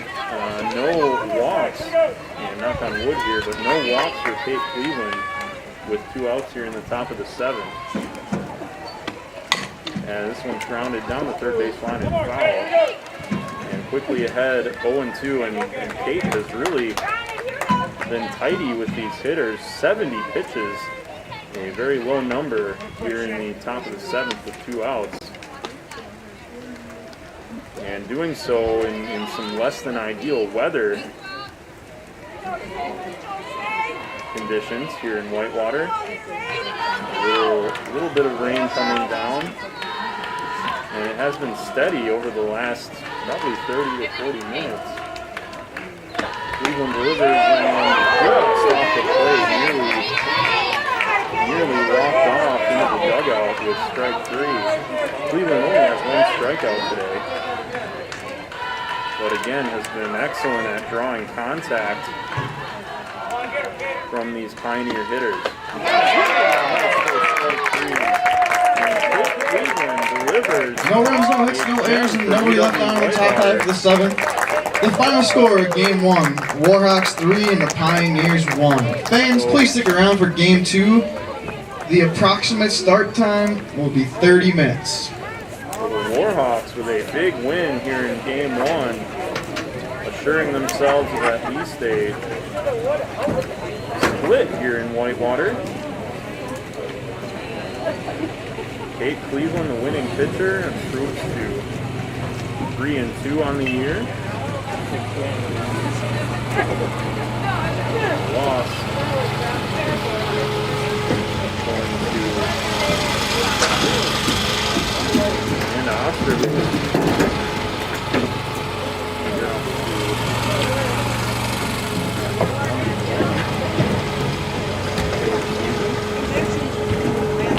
Played in 1 hour and 40 minutes in Whitewater. So a good start to this doubleheader for the Warhawks. We'll be back around about 30 minutes. That's 5:10 Central Standard Time for Game 2 here in Whitewater. Again, rain holds off at the moment. Just light drizzle here in Whitewater. So, and we hope the rain holds off and we can play full Game 2 here. Don't have lights here at 19. And we'll start here 5:10 Central Time. Approximate start here of Game 2 in Whitewater. So we'll be back in a little bit. Thanks for joining us for Warhawk Softball.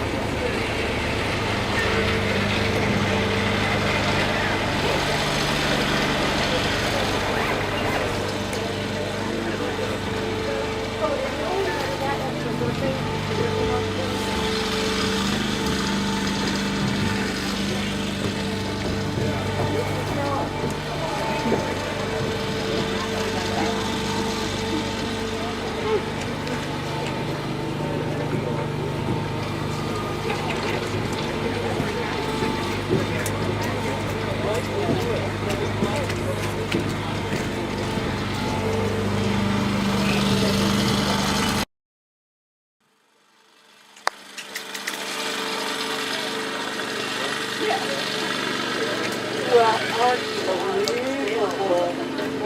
That country. Yeah, no kidding.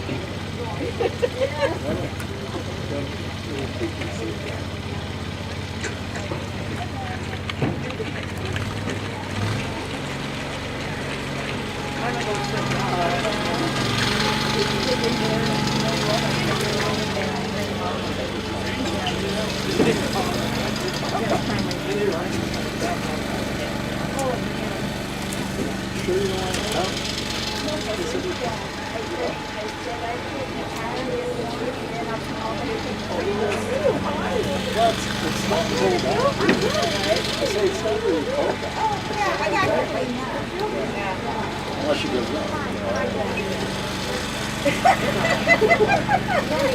Where are they down below? They're just so like right around. They're like, okay.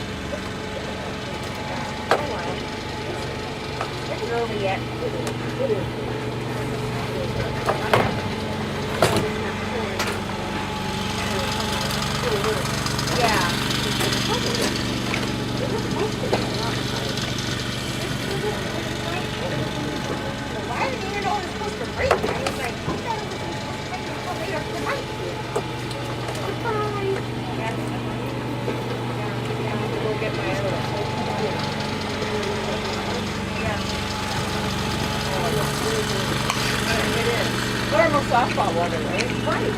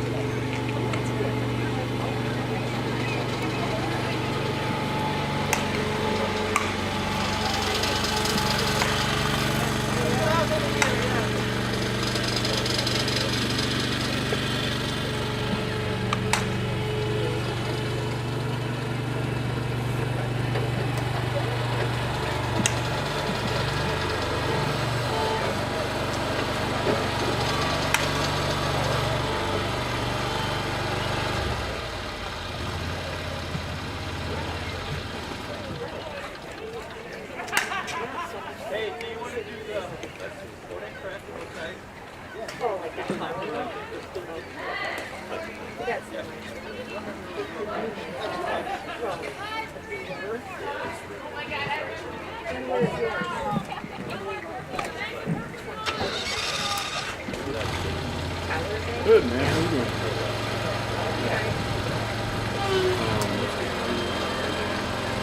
Yeah, we won. We won 3-1. I mean, probably around 5-10-ish. Maybe 5 or 5. Yeah, it'll be, I would imagine they'll want to start it sooner than later. Because they don't have a ton of daylight to play with. So, yeah, I don't see what they do.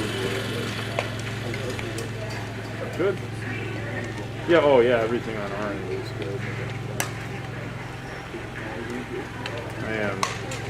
So I'm doing a bit of everything. So, I might just have you score. I've been having issues with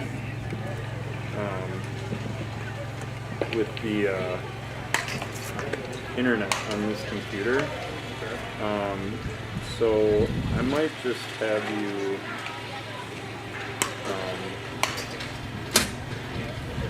keep an eye on that. Just keep an eye on the live stats. It doesn't really change anything that you're doing, but I'll be on. Just like let me know if something weird is wrong. I'll show you how to troubleshoot too. It's not anything difficult.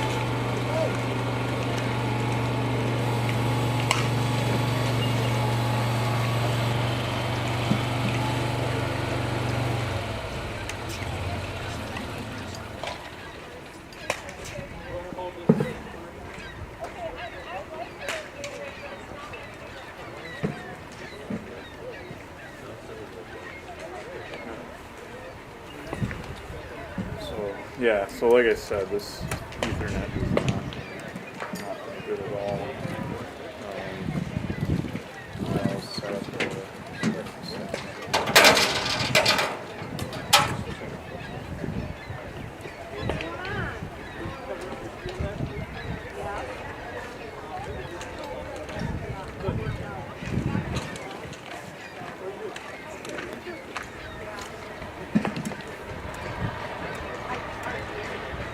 So when you open this, here's how you do it. It's in the main menu. And there's not much on this computer, but it's just TAS for baseball, softball. And it's TAS for DS. That's the one you want. That's the, yeah. And then you hit B. Right. And then just enter through all that stuff. And then file game setup. Right. DCFS. Right, because I know I'm in trouble. Whitewater, Wisconsin. So it's Mansteiner and Softball Complex, but I'll just abbreviate it to CMPLX, so there's no other space. And then the date is always in this format. 2 digits for each column there. National ranking, Carroll's ranked, so we'll put that in. This other stuff, neutral site, I mean, it'll never be a neutral site if we're hosting here, unless it's 2 teams that aren't us. Night game, no. League game, no, since it's not a conference opponent. And then the second game of the doubleheader. Umpires, I don't do anything with, and then we'll just do 5-10. As the approximate start time. Weather is overcast, 50s. And it looks like it stopped raining. Team roster, sorry, that was a little fast. But you get in the setup menu. Team rosters, select a team, visiting team, and we've already preloaded the rosters. We had them from the first game, so it's us and Carroll, and then lineup cards is your next area. Now I'm gonna skip over that for right now. This is the main menu, so I always save game before I start, and then I call it SB for softball, BD for baseball, and then whatever number game of the year it is. So this is their 10th game, so I'd call it SB10. And then get set up, just go back to the lineup cards. The reason I'm skipping all this is just because I'm going to start the live stats. And this you'll probably need to know for Saturday, because you'll be starting, and I'm gonna draw up like a big long, I have like step-by-step instructions on how to set up games, so that you'll get that and you'll have it. I think we should maybe go through this again at some point, like just go completely through it, and I can maybe have it like printed out and we can just go through it. But game reports is the other one that you'll need to open. And so you see how no game pops up. You have to use the back arrow, and that's how you get to your most recent game. So we set up game 2 and saved it, so it's in the system. And then we do our live setup. So everything in here is fine. Maybe a good idea to take a picture of that if you want to do that right now. And actually hold on and check that. So it should appear as that every time. You'll only probably have to set up the second game on Saturday, because I'm thinking I'm going to have you at baseball and we're just going to give it a shot. And you'll have one game already under your belt, the one doubleheader, and then you'll have a little softball too. So you might be all right. And yeah,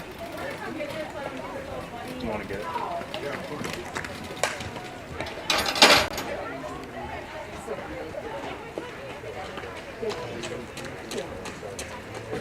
Lineup. All right. So once you get to this screen, Brenda, you want to see? Sure. You hit OK. Now at this point, it should say down here like complete. Good, so that means you're connected to the internet. So good. He said hi. Okay, they're coming back. Or at least Are they sitting on this? Or? Now the other program you'll have to use is called File Distributor. So it looks like it's popping up under the recently added, but it's also on the This desktop. is my drinkage, so I would just, Right here. if somebody wants to So sit on if it. it's baseball, you check the baseball box. Yeah, are they But gonna we're get it playing back? softball, so After you the click game, the somebody's softball gotta box, get it. Okay. and then click on this, check those boxes, and then you hit the screen. And so it says start distributing changes, you say yes, and then you go back here, and again I'll have this all written out, but live initialize, so copy complete at the bottom, live send, and you can minimize that, and this is what you want to see.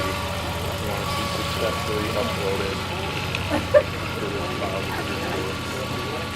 So, and then you minimize that. So don't close it, just minimize it. Yeah. I would say anything that pops up from these windows, just minimize it. So like we have this thing here. Okay, so put in our lineup, have it, and so I can read it.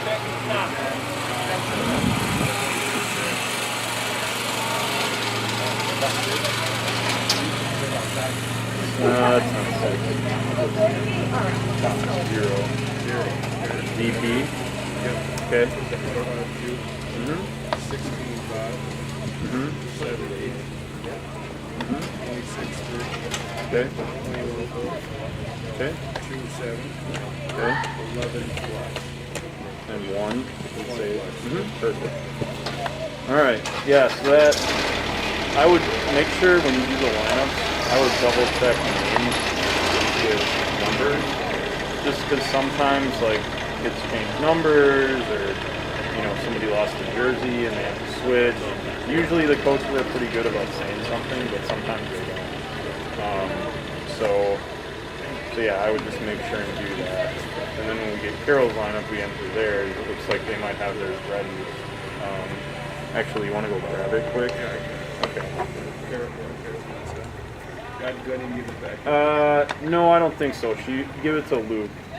Put it over by his stuff for announcing, and then we're good.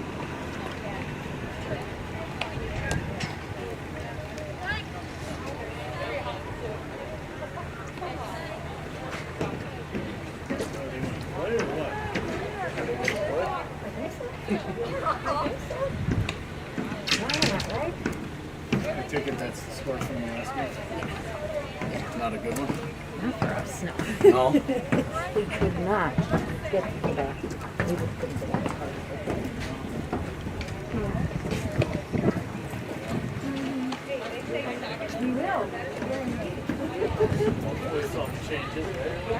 I do not.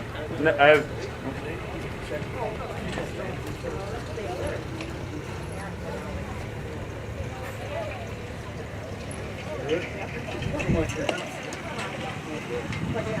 They were checking. Watch out! But they're probably like, whatever.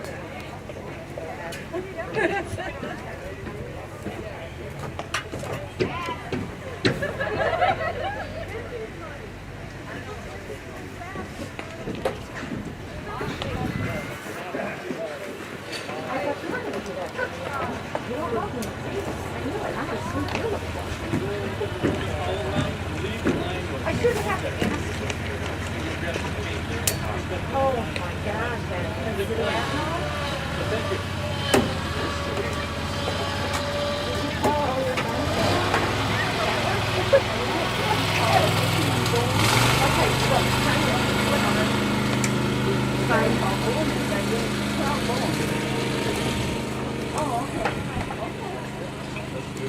Yeah, you told me that. Yeah, I know that.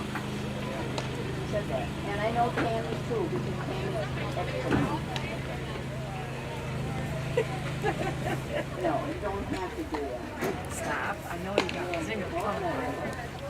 They're gonna be starting pretty soon. Yeah. They're gonna start now pretty soon. Okay. Yep. No, you're good. Yeah. It's a Yep, that's it. Yeah. Okay.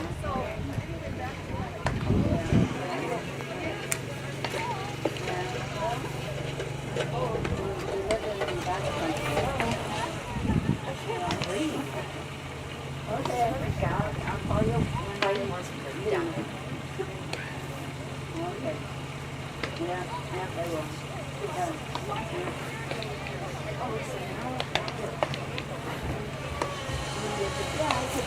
Good work.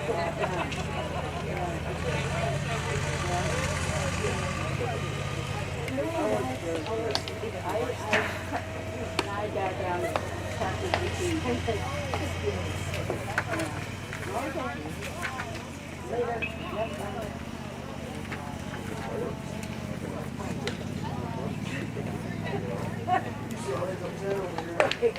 Up 10? Oh. Yeah, well, they're playing Avenue Christian, right?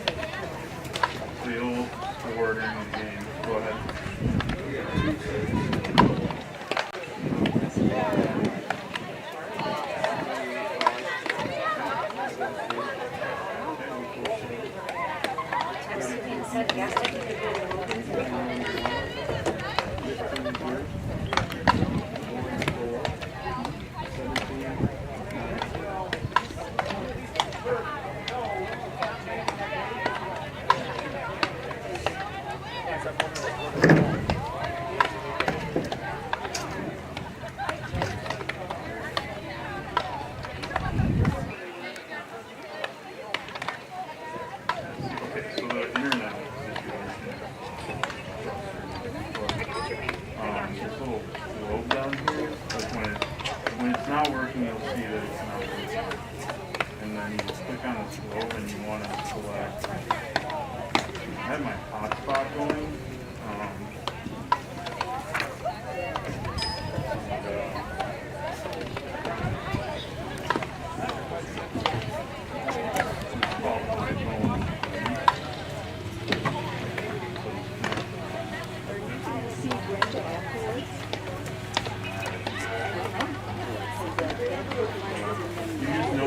Okay, yeah, we can do it. Do that and then give Or I can do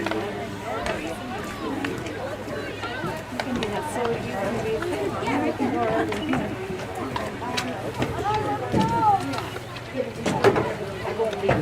You're right. Yeah. How's he doing? Oh, yay, huh? You better get a few bottles of wine. What? I said you better get a few bottles of wine. I haven't had that for so long. Me either. Like I need to sleep. Couple of internet cords just was not working, and I plugged it into my computer through an adapter, and it's fine. Something with the Siemens baseball is a little more bunting, so you're gonna have some sacrifices that we'll have to enter. If there's anything crazy, I'll hop off this and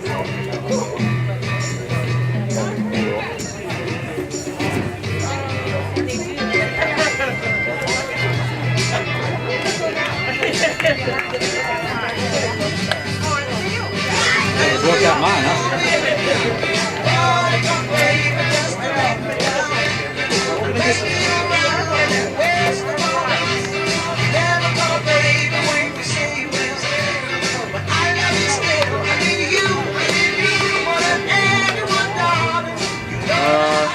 batting order. Right? I would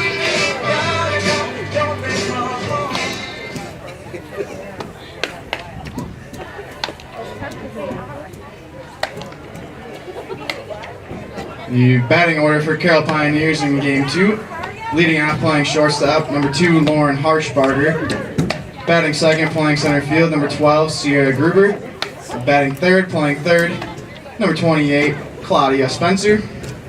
Batting fourth, playing first, number 27, Kaylee Learman.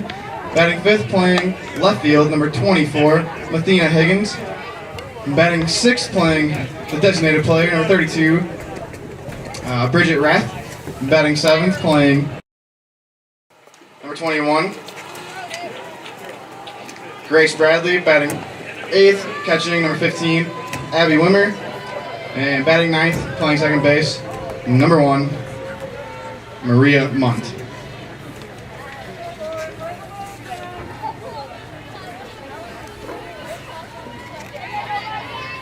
Leading off, number 2, Lauren Harshbarger. Welcome back to Whitewater. Game 2 just about set to get underway.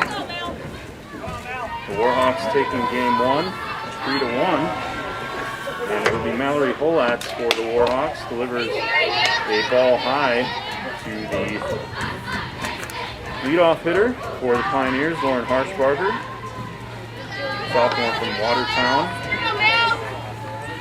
Leading things off against Mallory Holatz, a sophomore from Lockport, Illinois, transferred into UW-Whitewater here in the spring semester as she delivers a strike.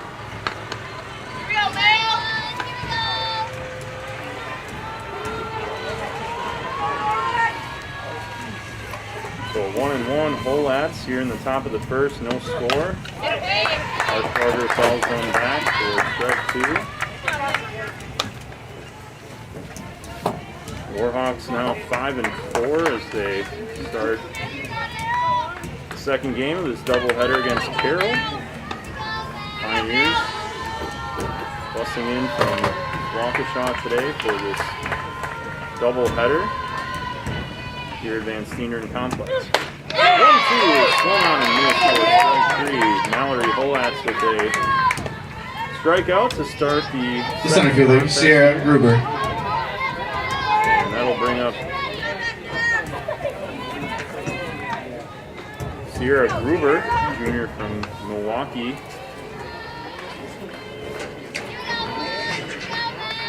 Gruber was 0 for 2 in the opener. Back in the number 2 hole. Playing center field for the Carroll University Pioneers.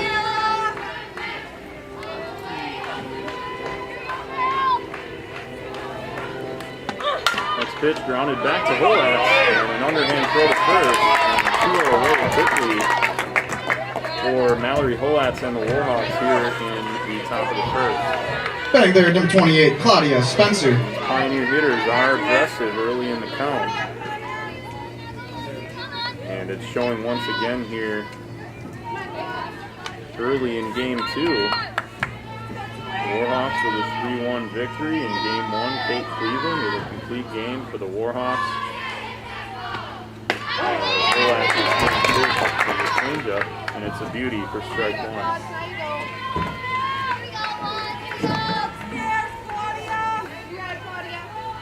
UW-Whitewater, start of a busy week. A couple of doubleheaders scheduled this weekend here in Whitewater. Hollatz delivers ball 1. The Maroons of the University of Chicago coming by on Saturday for a doubleheader. And then Wisconsin Lutheran College making its way from Milwaukee for a doubleheader on Sunday as Hollatz delivers high for ball 2. No score here, 2 outs, top of the first. Game 2 between these two programs. Last time they met prior to today was 2019. Hollatz delivers a strike on the outside corner, and it's 2-2. Programs split those 2 games back in 2019. That was on April 7th.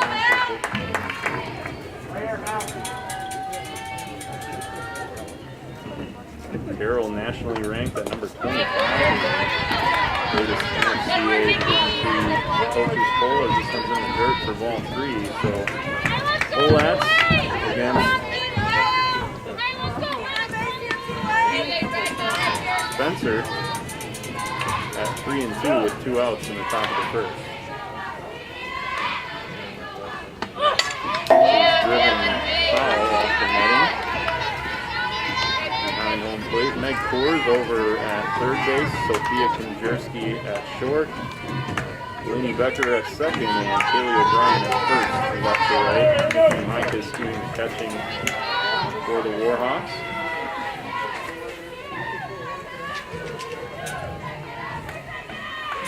Hollatz delivers just off the plate for ball 4. So Spencer, third baseman, draws 2 How about it, number 27, Kaylee Learman. And that's something we didn't see at all in the first game from Warhawk pitching. It's Kate Cleveland pitched all 7 innings without a walk. A masterful performance from the freshman. Sophomore, another first-year player for UW-Whitewater, Mallory Hollatz, on the mound here in game 2, and that one's fouled over the fence on the left side of the field for strike 1.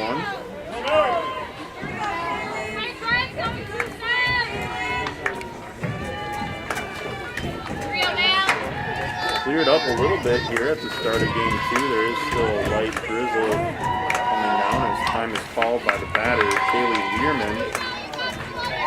Bailey was the designated player back in game 1, now playing first base here in game 2. She takes the ball high, it's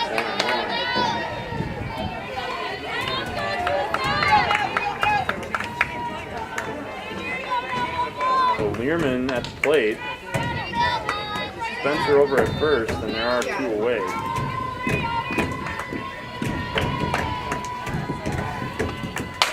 Slap down the left field line and foul, nearly caught by Meg scores.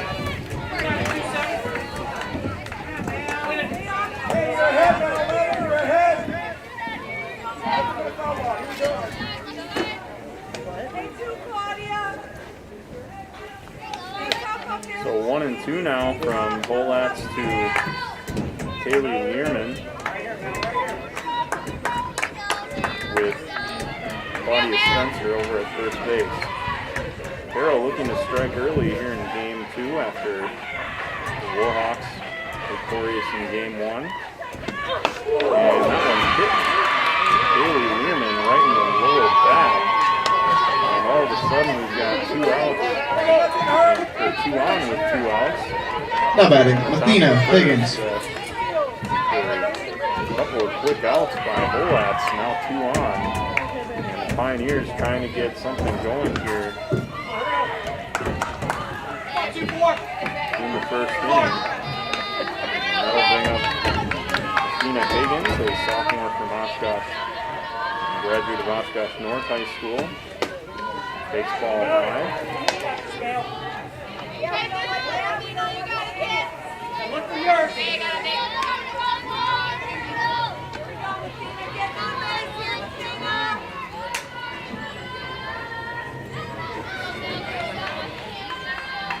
Higgins was 1 for 3 in game 1. Right there down the middle from Bolats,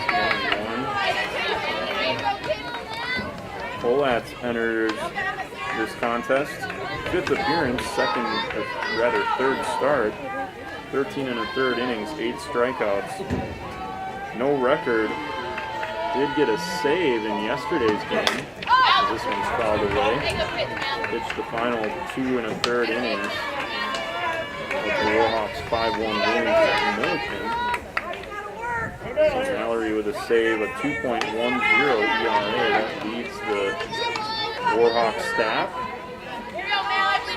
here in the early going. 1 and 2, 2 outs, and the changeup is blown away. Gets too far. Nikki Mikas, runners at first and second for Carroll, trying to get on the board here right away in game 2. 2-2 count, 2 outs. Bolats trying to get out of it for UW-Whitewater. Pitch is hit foul on the left side. So the count remains 2 and 2.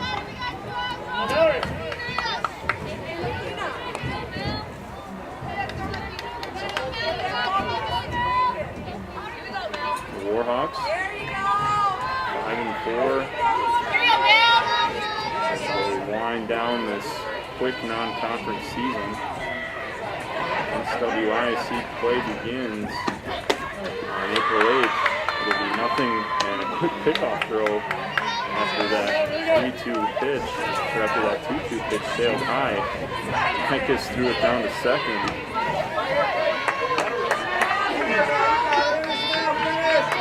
Back safely to Spencer. Learman over at first, so 2 on with 2 outs. Here's the payoff pitch. This one's hit into center and going back. And the other runner had to hold at third base. So with 2 outs and nobody on, 3 straight base runners for the Pioneers. And one of them comes around to score on the double by Higgins. Now batting, the designated player, Bridget Rath. So for Higgins, that's the first RBI of the season. And it's 1-0 Carroll here in the early going.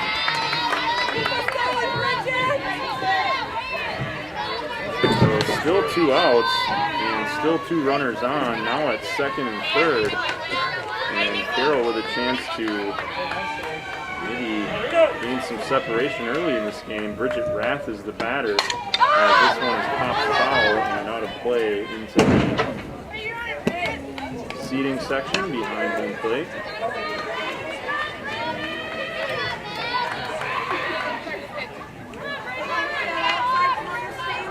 So the Pioneers, after have equaled their run total from game 1 already here in the top of the first. Strike in the lower half of the zone. 0-2 quickly to Bridget Rath, who was a pinch hitter back in the first game. Go for one in her lone plate appearance. Next pitch is high and away and thrown down to third. And back safely is Nearman. Nikki Mikas. Definitely a plus defender for the Warhawks behind home plate as Hardy made a couple of pickoff attempts. 1-2 now from Holatz. Here's the pitch. This one's hit foul again by Rath. So these pioneer hitters maybe seeing the ball a little bit better here in game 2.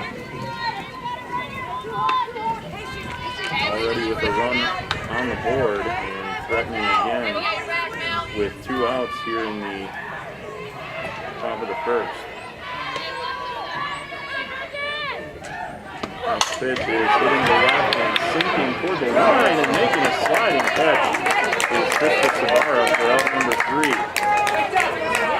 3. 1 run, 1 hit, no errors, and 2 left on in the top half of the first for Carroll.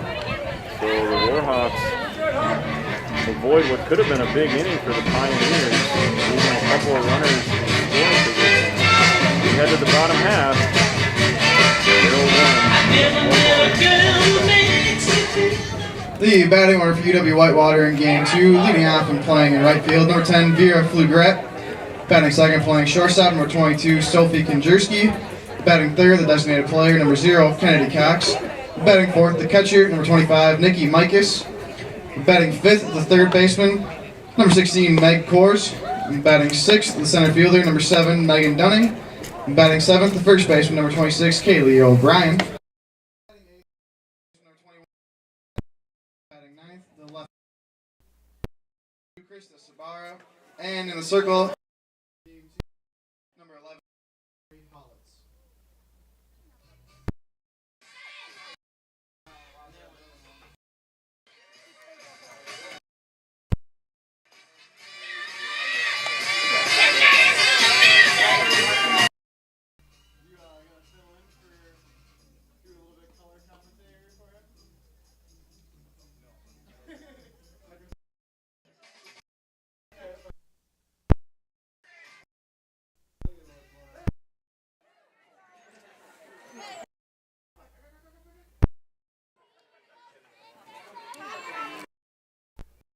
Off the right fielder, Vera Flugrat.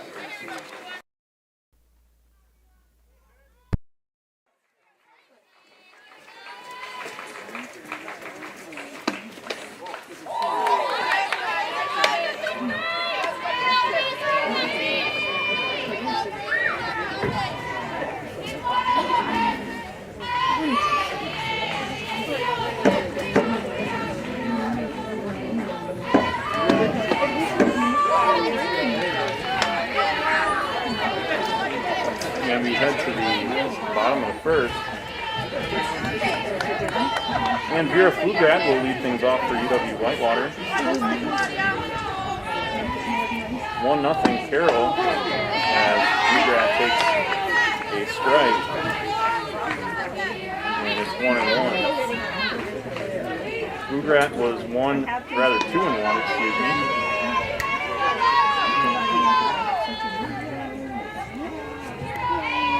Flugrat reached base a couple of times in the opener, walk and a hit. Way ahead now, 3-1 against Grace Bradley, who pitched 3 innings in relief in the first game, 4 hits, 1 run, 1 walk, and 4 strikeouts. Grounded. Oh, nice driving play by the shortstop. And that's a base hit for Vera Flugrat. Again, a great stop by Harshbarger. The shortstop, number 22, Sophia Konjerski. Not a chance to get Flugrat, who has good speed. So the Warhawks leadoff runner is aboard, and that'll bring up Konjerski, who in all likelihood will look to sacrifice Vera Flugrat over to second base. And squares to bunt. This one's in fair territory, and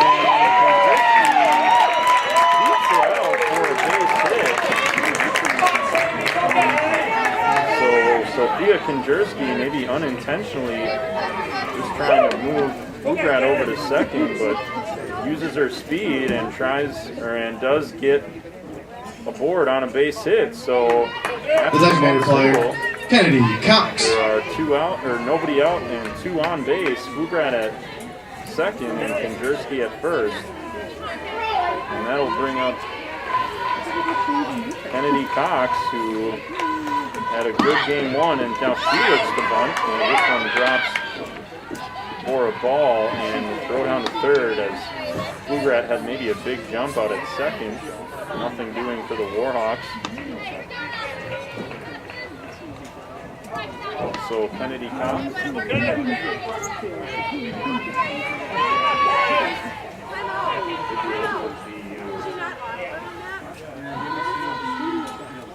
Take the 2 off.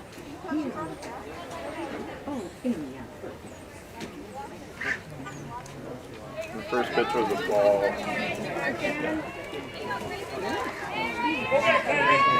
So Kennedy Cox looking for some more production here in game 2. She was 1 for 2, had that big double to center field as she bunts into fair territory. It's a good one. Throw down to first and a good scoop by the Carroll second baseman, Olivia. Now batting, number 25, Nikki Mikas. Wait for your catch, Nikki! 3-4. No, go back all the way back. 3-4. That's the out. And then sacrifice is SAT. Yep. And everybody else moves over.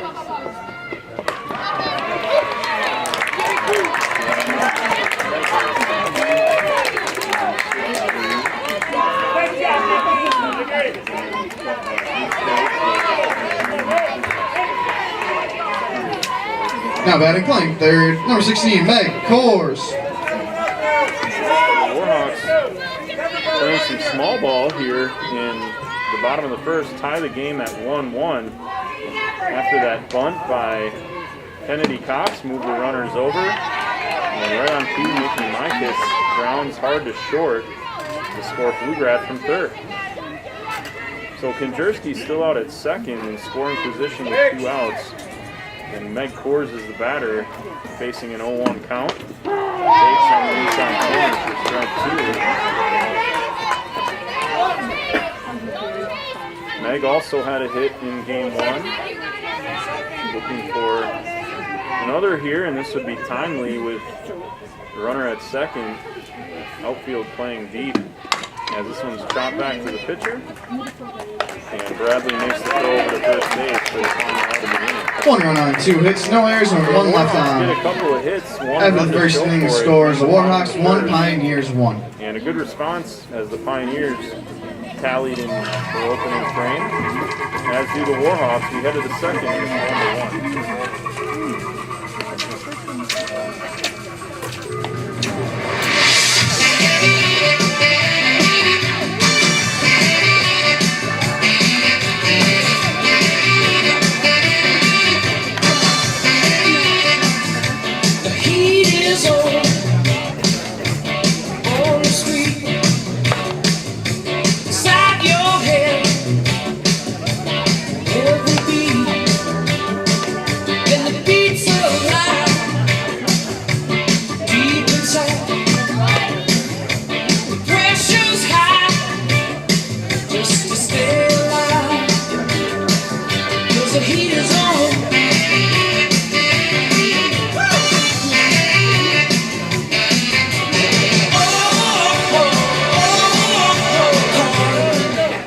Now batting the pitcher, number 21, Bradley Grace.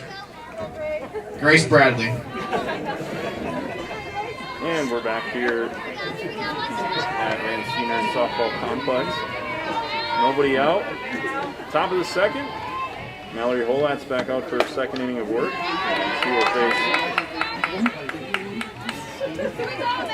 Grace Bradley, the pitcher, is in the batting lineup here in game 2 for the Pioneers.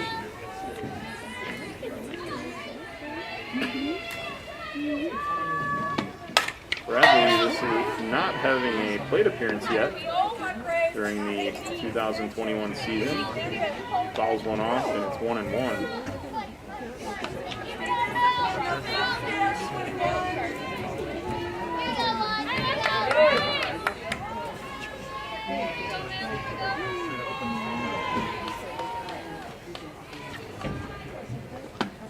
Pitch to ball 2.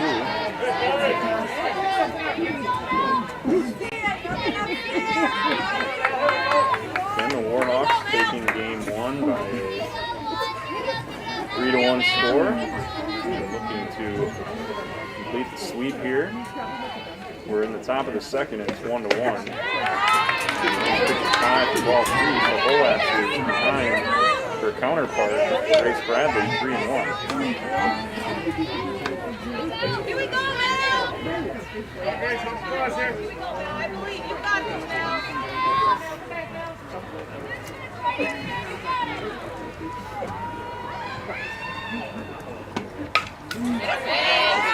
Fouled back to the screen.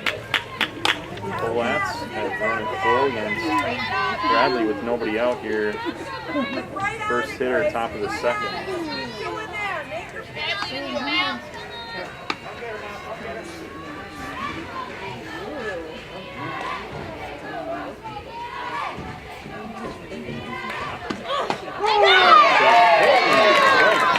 Outside corner. And the Warhawks have a quick out here in the top of the second. We'll bring up Abby Wimmer. Now batting the catcher, Abby Wimmer. Abby Wimmer seeing her first action today. Sophomore from Jackson, Wisconsin. Graduate of West and East High School.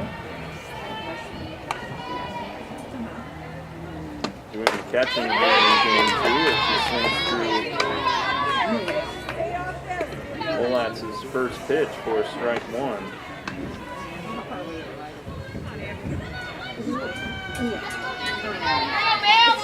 Mallory, a native of Lockport, Illinois, Lockport Township High School, is for strike 2 on home plate. Mallory last year attended Michigan State University. There through the fall semester before transferring to UW-Whitewater. It was not part of the softball program at MSU. As the game was popped over to first base and caught by Carroll O'Brien for out number 2. Well, that's coming to UW-Whitewater. Now batting number 1, Maria Munt. Early in the season. Entered play with a 2.10 ERA in 13 1/3 innings. That number went up a little bit after the first inning when Pioneers struck for an early run. Same situation again here in the second, 2 outs and nobody on. Last inning, Carroll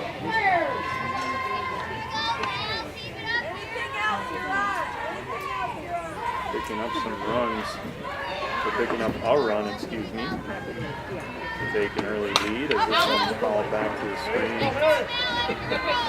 by Maria Munt. Munt saw action in the first game, started at second base, finished 1 for 2, also at second again here in game number 2.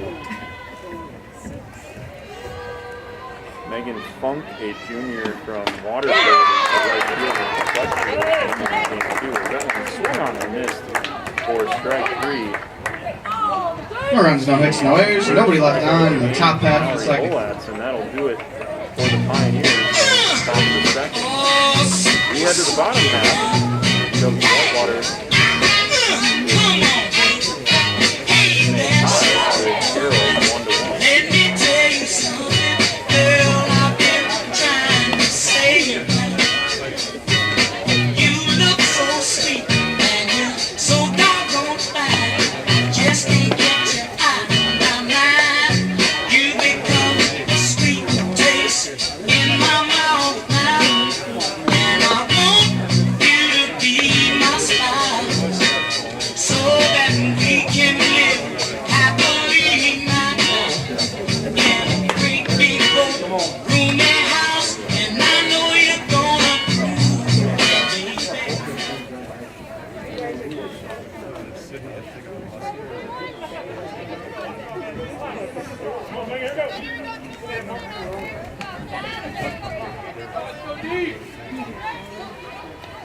Now batting the center fielder, Megan Dunning.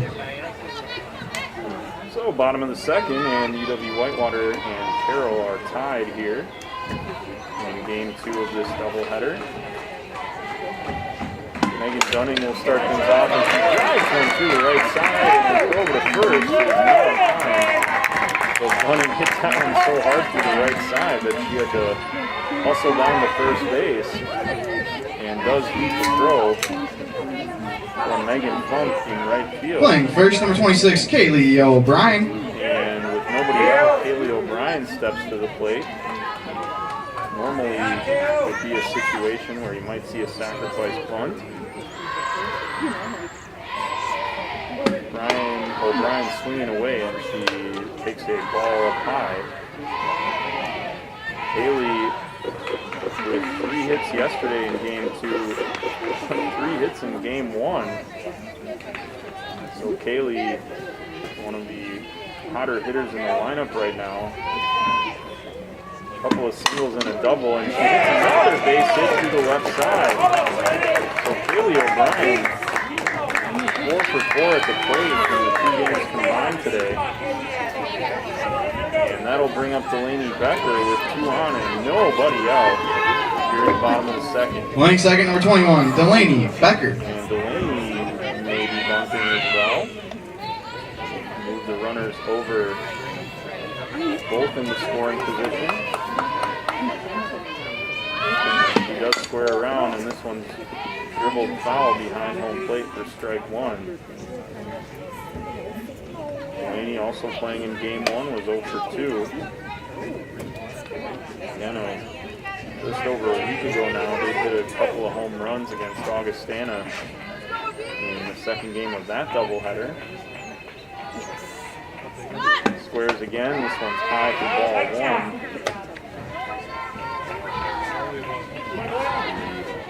Carroll infield. Corners playing in. Anticipating another bunt attempt here by the Warhawks second baseman. Does square, and this one's pushed foul on the right side, and Becker disappointed. Not get the bunt down now, facing a 1-2 count against Grace Bradley. In her 5th straight inning of work, you can count the final 3 from the opener. Next pitch is foul. Becker.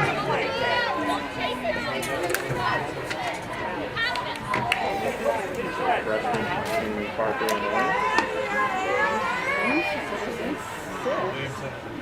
O'Brien at first. And this one is hit back to the pitcher. She'll take the force over at third. Retire Megan Dunning. Kaylee O'Brien moves to second, and on the fielder. The left fielder, Krista Sabara. Over at first. 1-5 put out. 1-5 put out.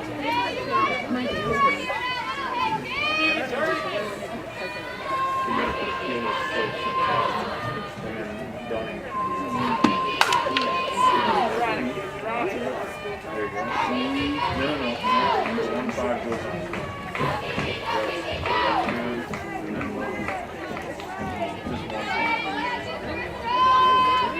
First pitch with the foul. So Krista Sabara steps to the plate. 1 out, and runners at first and second. And this one swung on, popped up, shallow right. And going out to make the play is the second baseman, Munch, for out number 2. So the Warhawks in a very advantageous position. Now batting the right fielder, Vera Flugrat. Now have the same run, or excuse me, have the same situation, but now 2 outs. And we're back to the top of the order, and Vera Flugrat. Vera is 1 for 1, posting a base hit back in the first. He looks at a ball low and away.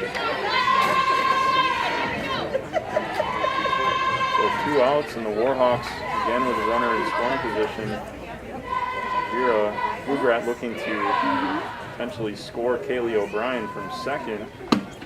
And this one outside for ball 2.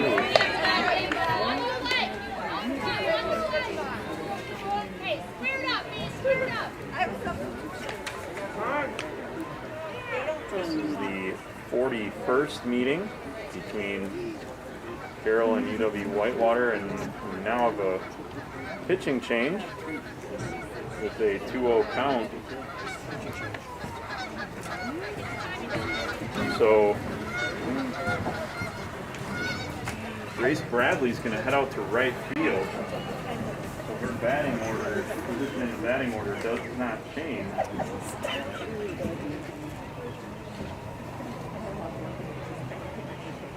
And the right fielder, Megan Funk, is going to come out of the game and be replaced in the flex spot by the new pitcher, Brianna Roberts. So we'll be right back to tell you more.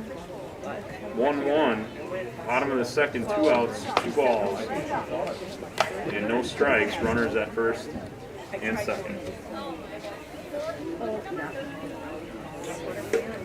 Yeah, good. Coming into pitch for the Pioneers, number 30, Bree Roberts. And moving to right field, number 21, Grace Bradley. Sorry, I thought you were still in hurt. And then Wimmer was cheese catcher. There we go. So that flex spot, you can basically do, again, it's kind of one of those things you can do whatever you want with. So, yeah, we're good now. Yeah. Yep.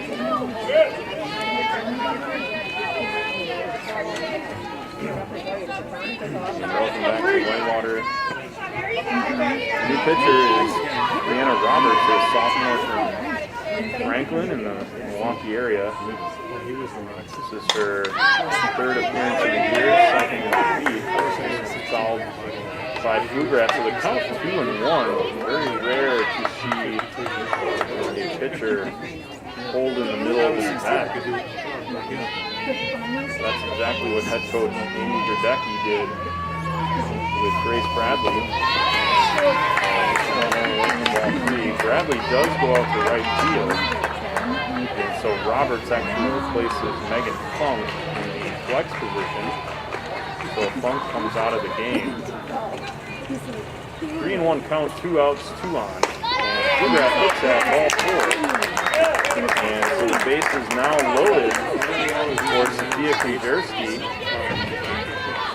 So Sophia in game 1. The shortstop, number 22, Sophia Konjerski. That big RBI hit in the bottom of the 6th that provided a key insurance run for UW-Whitewater. Sophie is 1 for 1 today with that bunt single back in the first. She fouls this one over the Carroll dugout. Warhawks, coached by Brenda Holt. Brenda's in her 23rd year as a coach of the program. 600 career wins.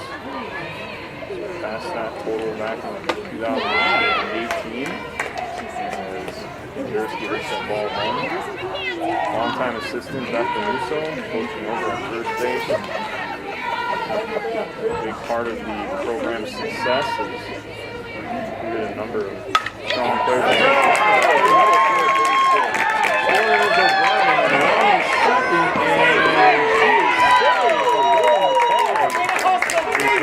Becker, that throw right on time.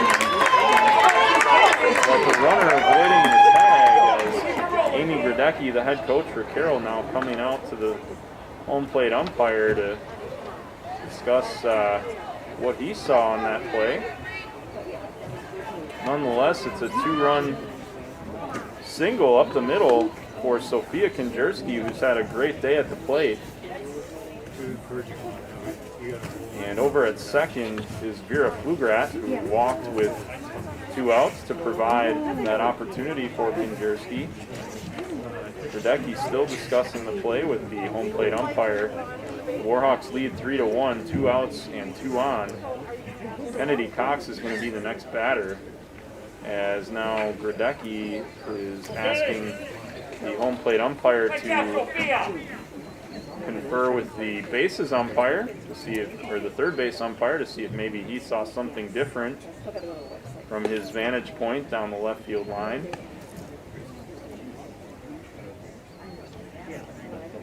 To talking it over.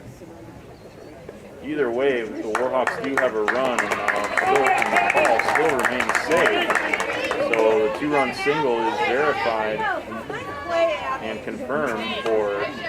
Now batting a designated player, number 0, Kennedy Cox. The Warhawks lead the Pioneers 3-1 here in the bottom of the second. That'll bring up Kennedy Cox. Kennedy is 0 for 0 officially. She sacrificed back in the first to move 2 runners over into scoring position. Kennedy gets one follow-up screen and had that RBI double in the first game. Fifth of the year. Figure 5 RBIs, tied for second on the team in that category. So it's a team that passes off the plate for ball 1. 3-1 UW-Whitewater, bottom of the second. 2 outs, runners at first and second. The Warhawks looking to increase their 2-run lead. This one sails high and away for ball number 2.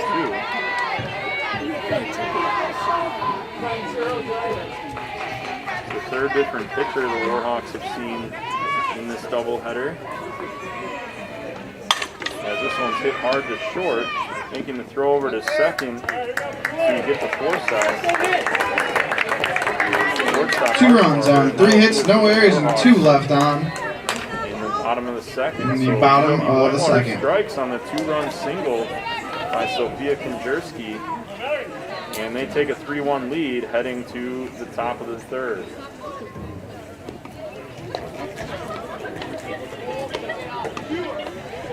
All good. Perfect. Yeah, that fielder's choice is hard to get used to.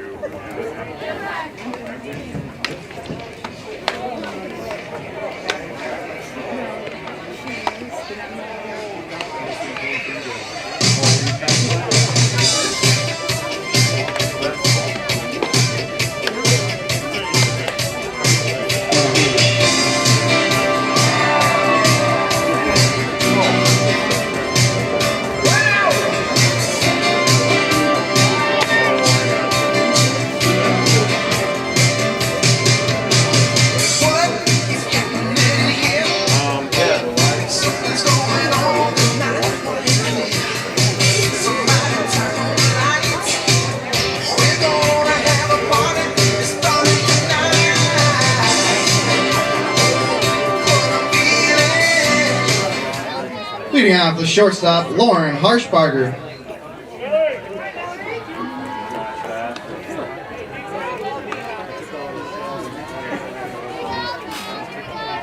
Last inning? It should be 2, I think. Yeah. And we're in the top of the third. Mallory Holatz is still the pitcher for UW-Whitewater. Will start to face the top of the order for the Pioneers. Their second time through against the sophomore right-hander. 1-0 pitch is line in the right. Vera hesitated just a little bit. And then Now batting the center fielder, Sierra Gruber. So 1 out. Harshbarger 0 for 2. That brings up Sierra Gruber, who is 0 for 1, playing center field for Pioneers in Game 2. Takes a ball up high.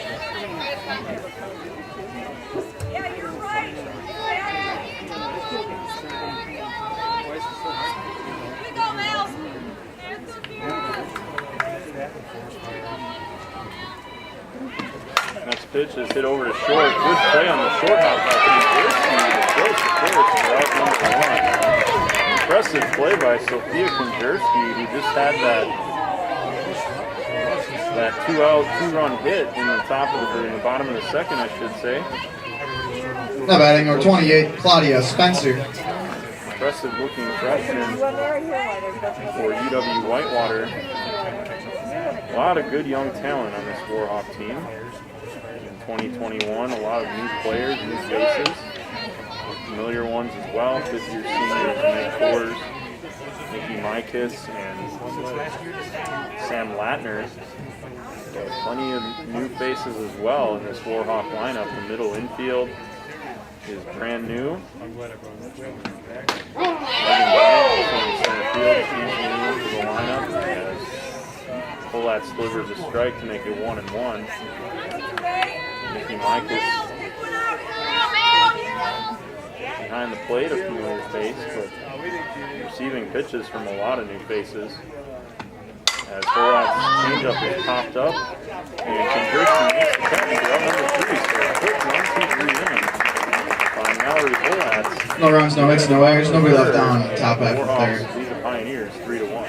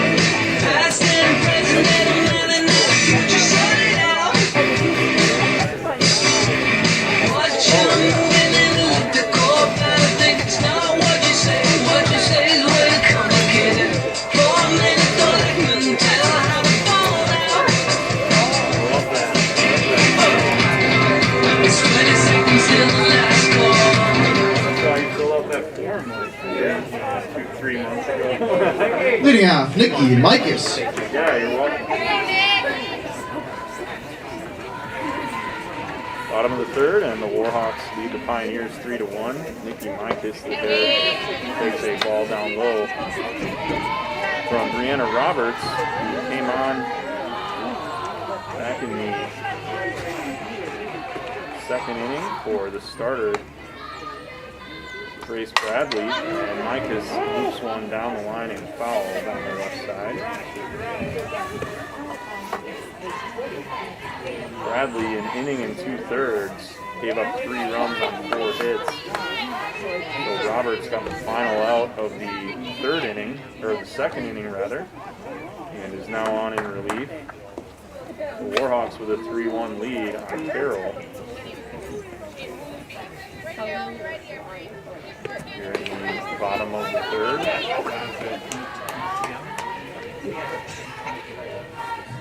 Mikas takes him to 1-1 pitch. Down low, 2-1 now. Nikki with that RBI ground out back in the first inning. Warhawks moving runners and scoring them. The Warhawks' 6th hit already as we're in the bottom of the third with nobody out. UW-Whitewater seeing the ball well here on its Now batting, playing third, number 16, Meg Kors. UW-Whitewater undefeated so far, 3-0. Knock on wood here at Senior Complex. As Mikas leaves the game and will be replaced by a pinch runner, in all likelihood Nikki will re-enter. Pinch runner is number 20, Alana Morass, a freshman from Niles, Illinois. Graduate of Niles West, making her Coming in to run at first base for the Warhawks, number 20, Alana Morass. Alana, in her 8th game of the year, has scored 4 runs. That ranks 3rd on the team. So used primarily by head coach Brenda Volk as a pinch runner. And the Warhawks continue continued their run of success here in the last decade as they look at the banners in the outfield. This one's taken for a strike on four. The 0 for 1 in this game too. Warhawks 5 of the last 6 WIC regular season championships. As Warriors bumps this one up in front of home plate and now Morass is caught up between second and third, and she's going to advance to third on the throw over 2 seconds. So a couple of pioneer errors on the play. First and third, nobody out, and the Warhawks in business. Okay. That's once you get to second, E2F, space, SAC, so she's on. That's good. Now you go plus, space, and then plus on the air by the third baseman, I believe. So E5T, third base, so 5. So that's really what it is. There's 2 separate airs on it. Okay. And then 9 is running for 16. Coming in to run at first base for the Warhawks, number 9, Alexis Adante. So just some sorting out to do there. Now batting the center fielder, number 7, Megan Very Gunning. good stats on that play, but the end result, a couple of errors for Carroll on the play. One by the catcher. Abby Wimmer on the field, on the fielding. And then on that rundown between second and third, Alana Morass was toast, and then a throwaway from third base by Claudia Spencer. And so she scampered over to third, and the Warhawks have runners on the corner. It's this one squaring the bunt is Dunning pulling back, and now Alexis Adante, the pinch runner for UW-Whitewater, coming on for Coors. She advances to second on the steal, on the stolen base. That was a ball 1. And again, Adante stealing second in this first and third situation.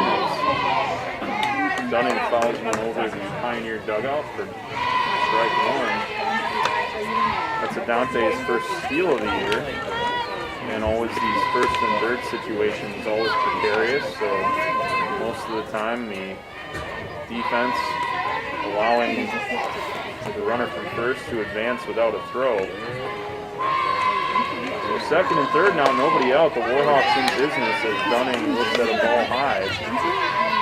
2-1 now to the Warhawks center fielder. Dunning 1 for 1.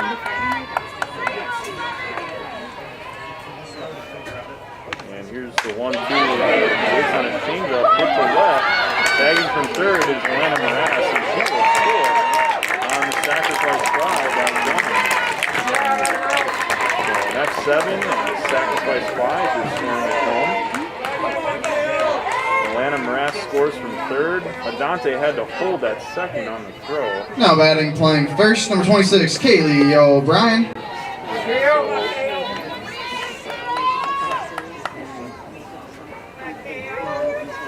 We'll bring up Kaylee O'Brien. So we gotta go back because it is not done yet. So you gotta go back and change the play to back. Yeah, so just hit enter. There you go. And change that to everything else should be the same.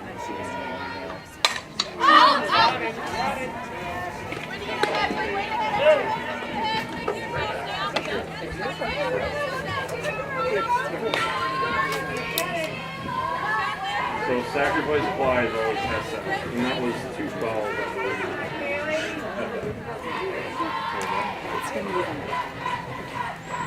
So 2 quick strikes on Kaylee O'Brien, who is 1 for 1. Another hit for Kaylee in this doubleheader. This one's popped out to right center, carrying back and making the catch For out number 2 is Grace Bradley. Dante does advance to third. Now batting, playing second, number 21, Delaney Becker.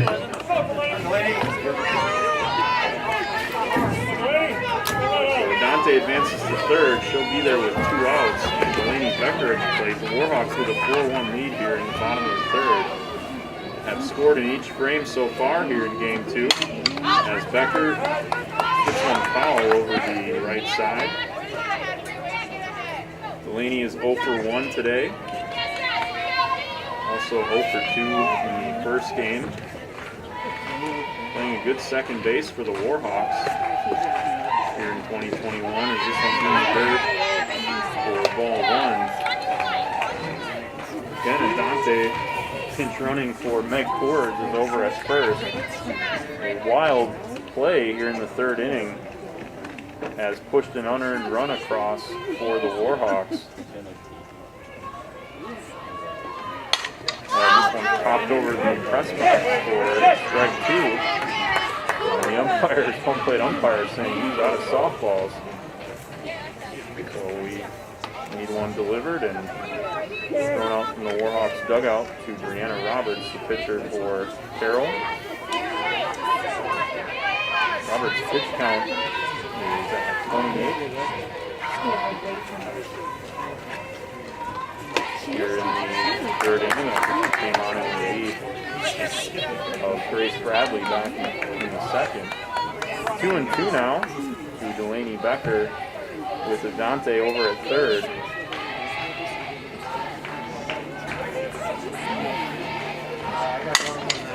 Yeah, this one's ground down the third baseline and just foul. Brenda Volk thinking maybe it was right over the top of the bag, but home plate umpire disagrees. And the count stays at 2-2. 1 run in here in the third for the Warhawks is 4-1. Maybe rain has halted here in Whitewater, so no rain coming down at the moment. And this ball, so it's 3-2. Becker working a good at bat against Brianna Roberts.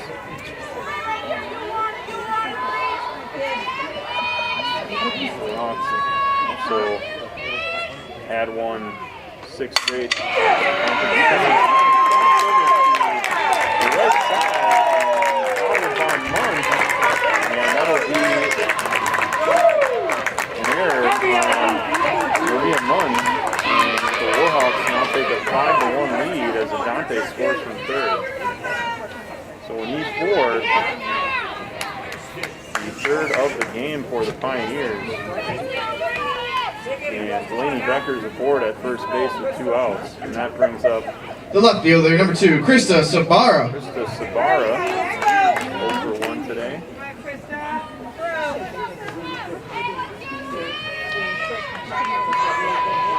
So another unearned run comes across for UW-Whitewater. It's 5-1 as Sabara looks at a ball.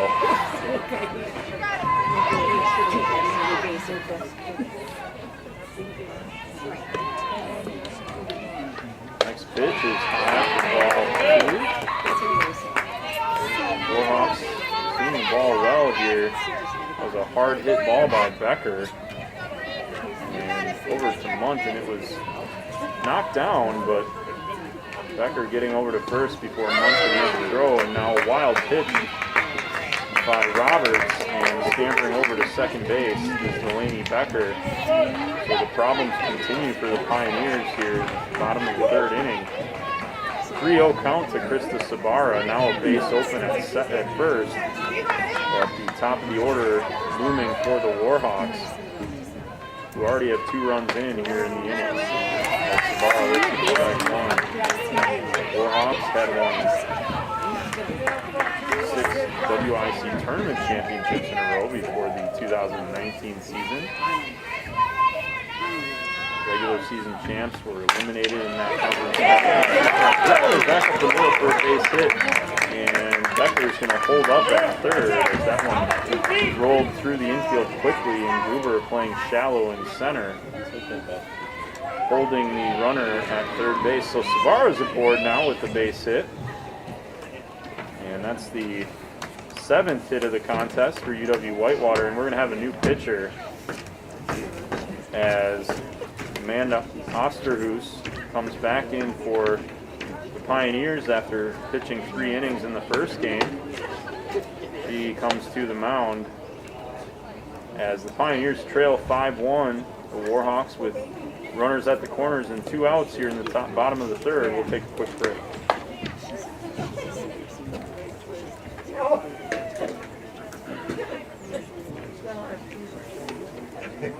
Yeah, should just be a straight flex change, 25 for 30.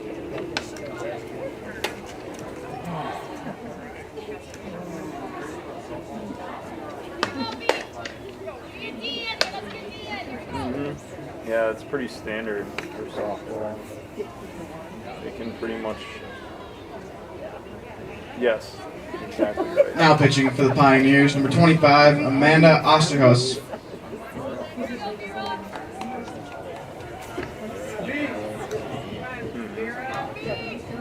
Yeah, I believe it.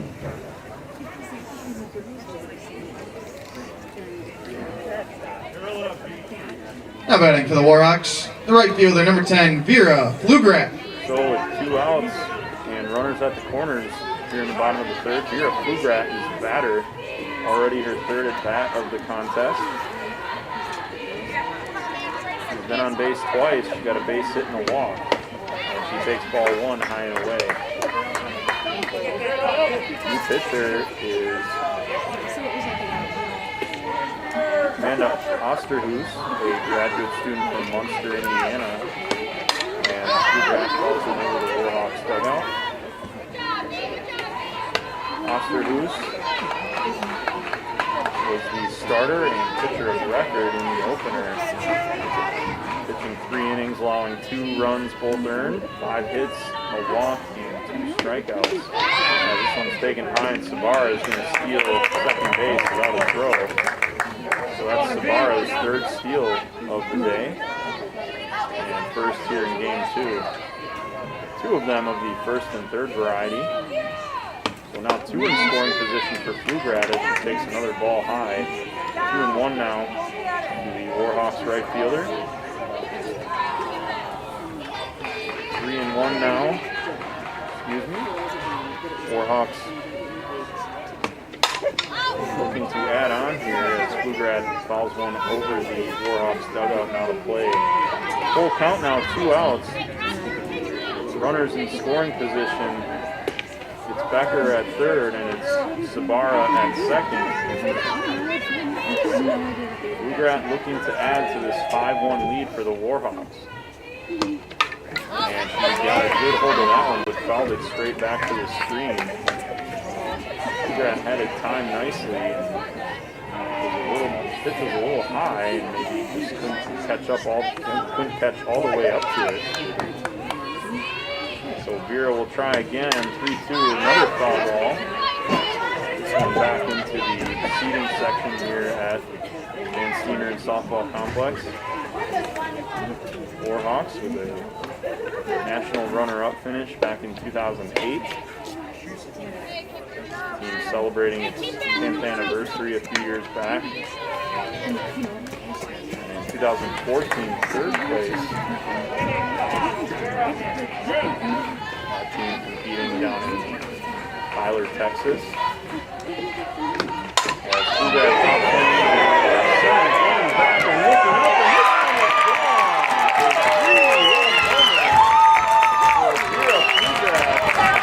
and the Warhawks break this one open. It is 8-1 in the bottom of the third. So Vera showing some power, and it's a very light wind here at Van Steiner Softball Complex. It's met with very little resistance. So again, all these runs unearned. The shortstop, Sophia Kinjerski. Pioneers with 3 errors in the contest. contest. He gave her the RBIs, right? Should have been 3 RBIs.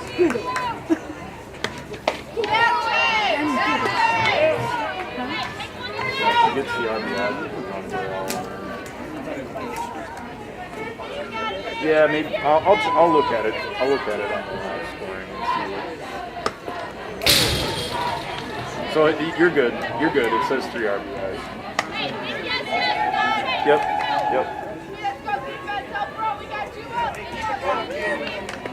So 1-1 count now on Kinjerski, who's already got 2 hits and 2 RBIs here in game 2. And she looks at a ball away.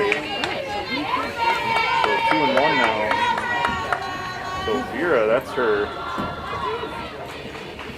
first homer of the year. Ugrad was the 2018 WIC Position Player of the Year. Kinjerski looks at strike 2 on the inside corner. Not going to happen.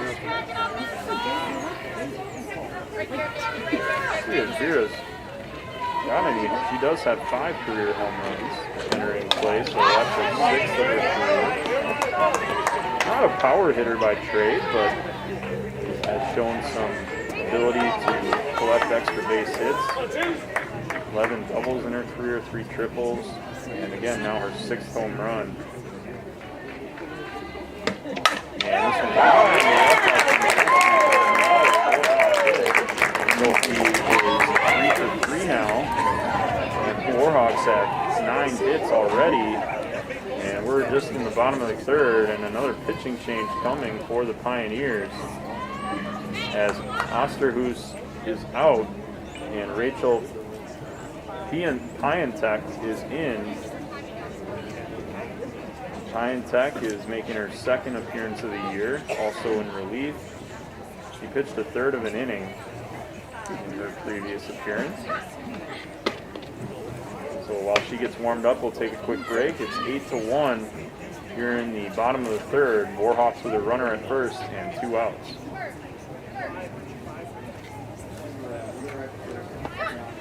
Piantek? Okay, thanks. I don't even know what that thing is. Yeah, you're right. No, it's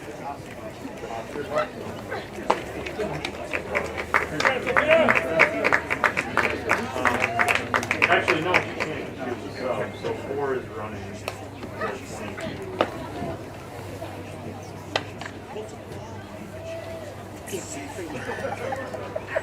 Coming in to pitch for the Pioneers, number 5, Rachel Piantek. And running at first base for the Warhawks, number 4, Hannah Woosterbarth.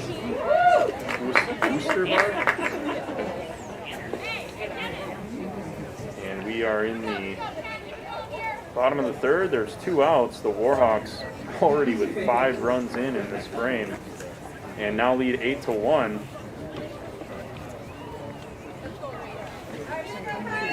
Now batting for the Warhawks, the designated player Kennedy Cox. Osterhus is out, and Rachel Piantek is in. And the Warhawks have a pinch runner as well. So running for Kinjerski is Hannah Woosterbarth, a freshman from Oconto. And the hitter is Kennedy Cox, grounds one to short, and the throw over to second by Harshbarger is in time. So fielder's choice for the final out of the 3rd inning. And at long last, the Warhawks are back on defense. We head to the 4th. 5 runs on 4 hits, 3 errors, and 1 left on base for the Warhawks in the bottom half of the 3rd. Through 3 innings, the score reads Warhawks 8, Pioneers 1.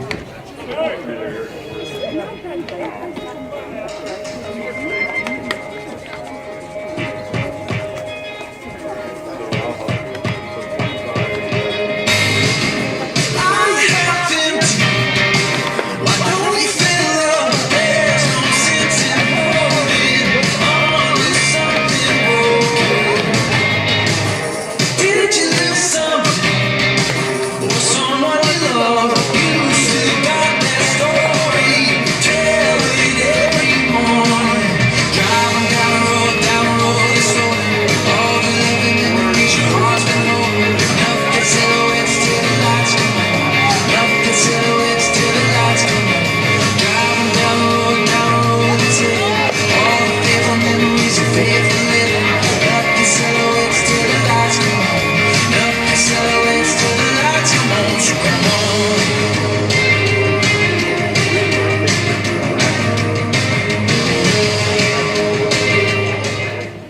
Some defensive changes for the Warhawks.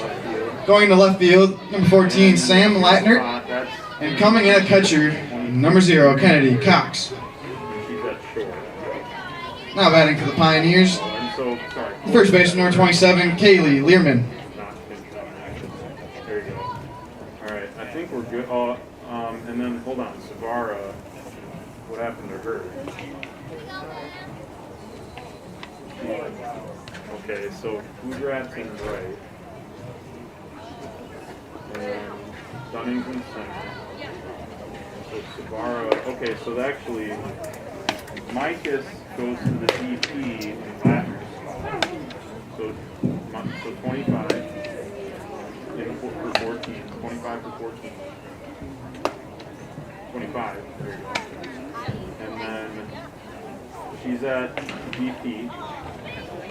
And then in left field in the 9 hole, that should be 14. I think. You want him? I think I got him. Okay. Is 14 in the 9? 14's in the 9. Thank you, that's it. Okay. Alright, so we're good. Alright, here you go. Let me do that. Alright. So we had Number 27, Kaylee Learman. changes down for UW-Whitewater.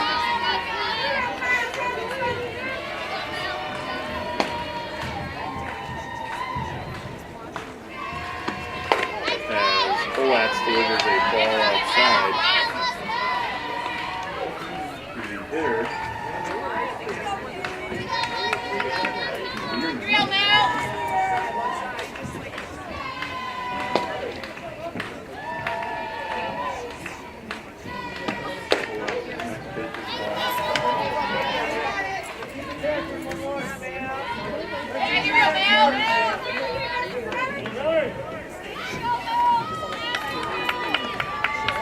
So 2-0 count now from Polats to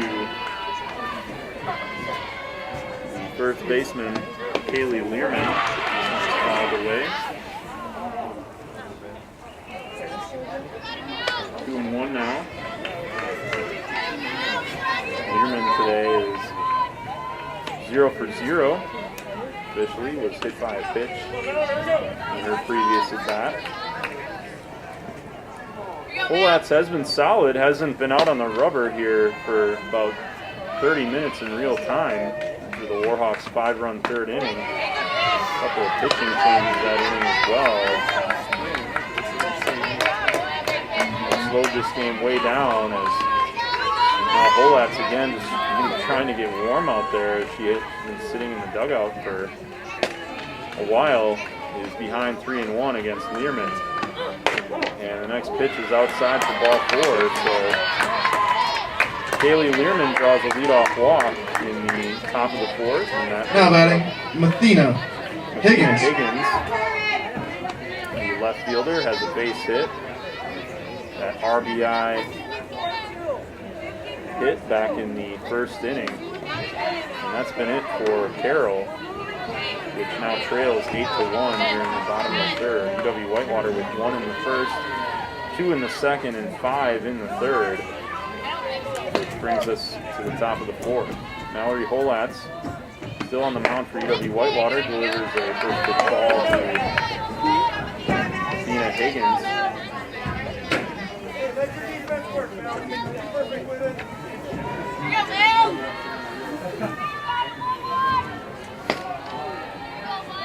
Running out of Whitewater is just looking for a strike.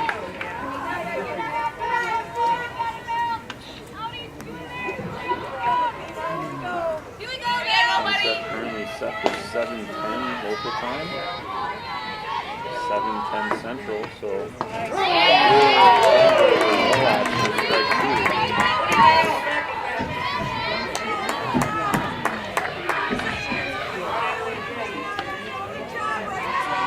Higgins was 1 for 3 in the opener, and already has a hit here in game 2. That RBI base hit back in first. Swung on and fouled back to the screen.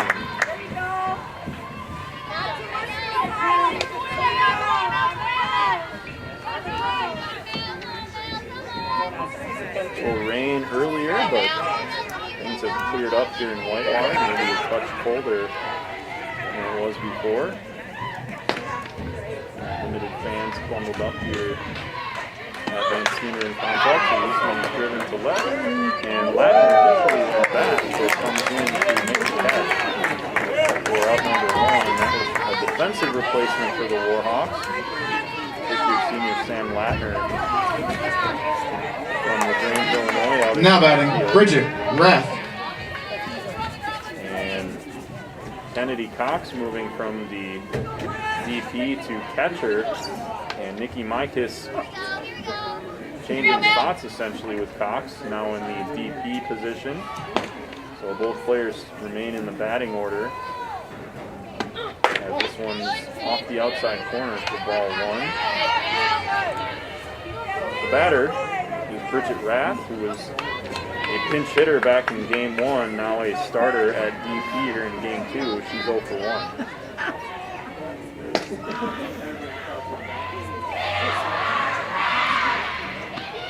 Good changeup by Bolas.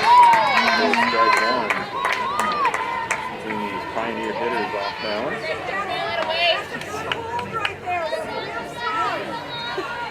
Runner at first is Learman, who drew a walk to start the inning. This one is bunted but not touched by Rath, and it's strike two. Rath was trying to bunt for a base hit there, trying to catch the Warhawks off guard, but to no avail. 1-2 now. From the sophomore right-hander to the freshman designated player for Carroll. That one's taken a little low and away for ball two.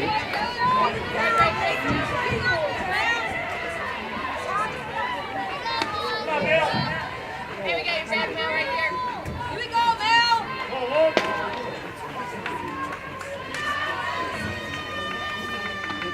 Changeup stays high for ball three. 3-2 now. As Rath has come back from 2 strikes down to bring it full. Warhawks with 4 more games this week, 2 on Saturday against University of Chicago. As this one's hit foul over toward the Warhawks dugout. And 2 more on Sunday against Wisconsin Lutheran College. So the Warhawks facing a couple of CCIW, or I should say 3 straight CCIW opponents. Augustana, Milliken, and now Carroll today. And we'll take on Chicago out of the UAA on Saturday, and Wisconsin Lutheran out of the NAC on Sunday. Next pitch, line foul back to the screen. So Rath putting together a good at bat here against Polak, who again is on the bench for probably 30 minutes or more in real time prior to coming back out to pitch the fourth. So a little rusty and maybe a little tight here is Polak, but she's battling here against Rath. Next pitch is fouled again by Rath. So a lot of foul balls here in this game. Pioneer hitters fighting off a number of pitchers, and Bridget Rath no exception. Runner at first base is Learman. And there's one away here in the top of the fourth. The Warhawks with an 8-1 lead. Another payoff. This one's line up the middle, and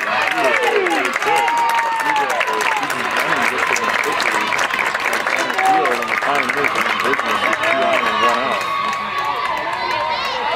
Warhawks with an 8-1 lead, so Number 21, Grace Bradley. plenty of breathing room for UW-Whitewater, but you don't want to get too complacent. Even with a big lead, this is a nationally ranked opponent. And a quality opponent in Carroll University. For the Warhawks. Looking to get out of this with limited damage as Polak delivers off the outside corner for ball 1. Bradley is 0 for 1. She started as the pitcher and then was replaced on the mound and moved to right field. And if things play out as they are now, Bradley would be a losing pitcher as this one's hit down the right field line and tailing out of play into the Pioneers bullpen. So 1-1 now. Again, softball is just flying in and out of play here at Van Steeneren Complex. It is getting darker here in Whitewater. But again, these teams doing a good job of fouling off a lot of pitches, working some quality at bats. These Bolats high for ball number 2, and Kennedy Fox looks like she wanted to make a pickoff throw toward first, which was unable to get a handle on it. So 2-1 now. The Pioneers with runners at first and second. Really good at bat by Bridget Rath in the previous at bat. Delivered a single to advance Spearman over to second and drew a walk to start the frame. As Bradley fouls off another pitch and it's 2-2. Polat's really battling here in the 4th inning again. That bottom of the 3rd for the Warhawks maybe broke her rhythm a little bit as this changeup is down deeply to first and they're running steps on the bag for the ECL. Spearman at 3rd now and Rath at 2nd, but there are 2 away and that'll bring up the catcher. Now batting number 15, Abby Wimmer. Wimmer, like many of these Pioneers from the Milwaukee area. Of course, Carroll University located in Waukesha, to the west of Milwaukee. As Wimmer sees a ball upstairs from Polak. The base open over at first, and Munt, the number 9 hitter, in the on-deck circle, but again, don't want to be too complacent here against Wimmer.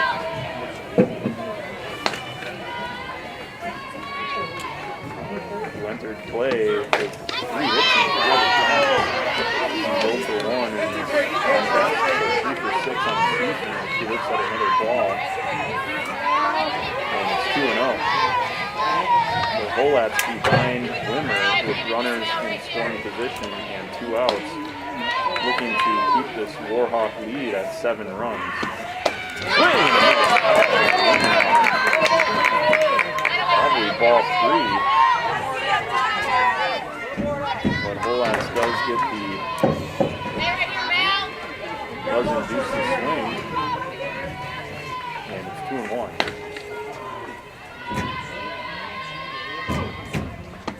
Next pitch fouled Wimmer all over that one.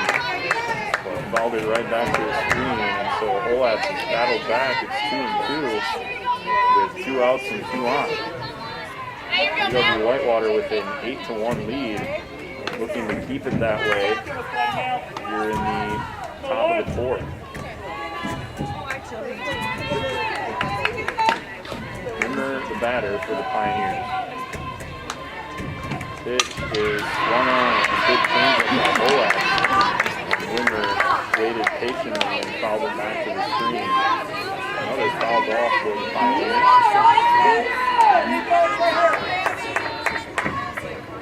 UW-Whitewater looking to stay above 500 after winning the opener 3-1. Now 5-4 and looking to improve to 6-4. This one's fouled away again. Now this one's breaking the top of the Pioneer dugout. So we'll do it again at 2-2. Again, some really quality at bats here by Carroll in the top of the 4th.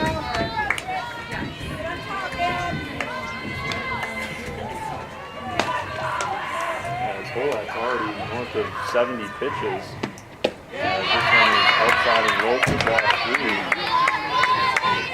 So Abby Wimmers worked a full count here against Mallory Polat's, who's really battling here in the top of the 4th after that long layoff between innings.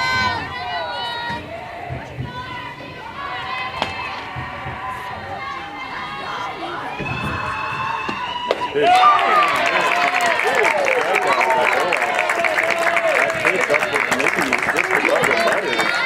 No runs on 1 hit, no errors, and 2 left on base in the top half of the 4th for the Pioneers. Mallory Polat's ends the top of the 4th. The Warhawks with an 8-1 lead as we head to the bottom half.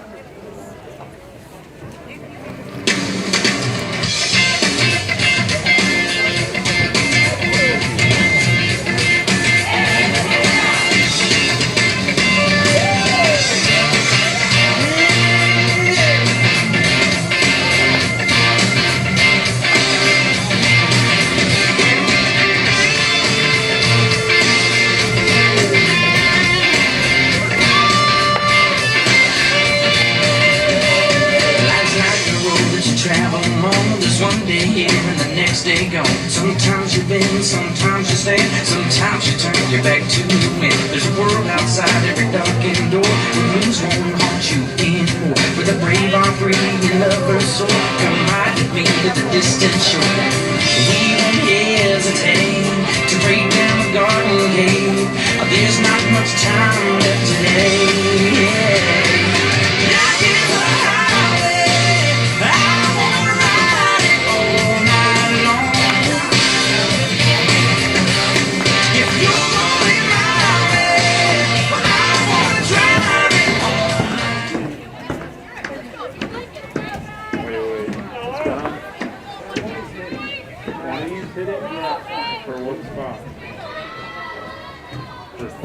Now batting, Alana Mraz. So it should be for Micus.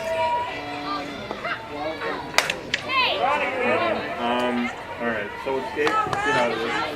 Escape back to the electric. Okay, so it's Micus. Alright, so 20 is in for that's all.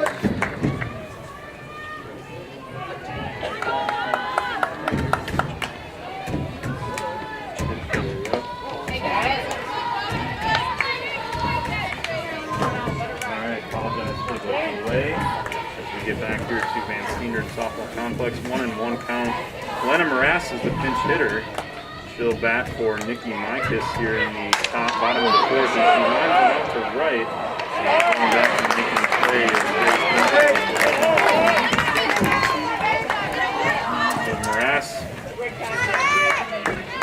a freshman from Niles, Illinois, graduated of Niles. Now batting, playing third, Meg Kors. Bottom of the 4th. So 1 down, that brings up Meg Kors.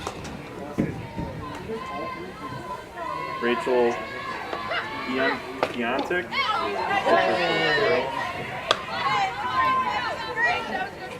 She came on in relief. This is the 4th pitcher the Warhawks have seen in today's doubleheader.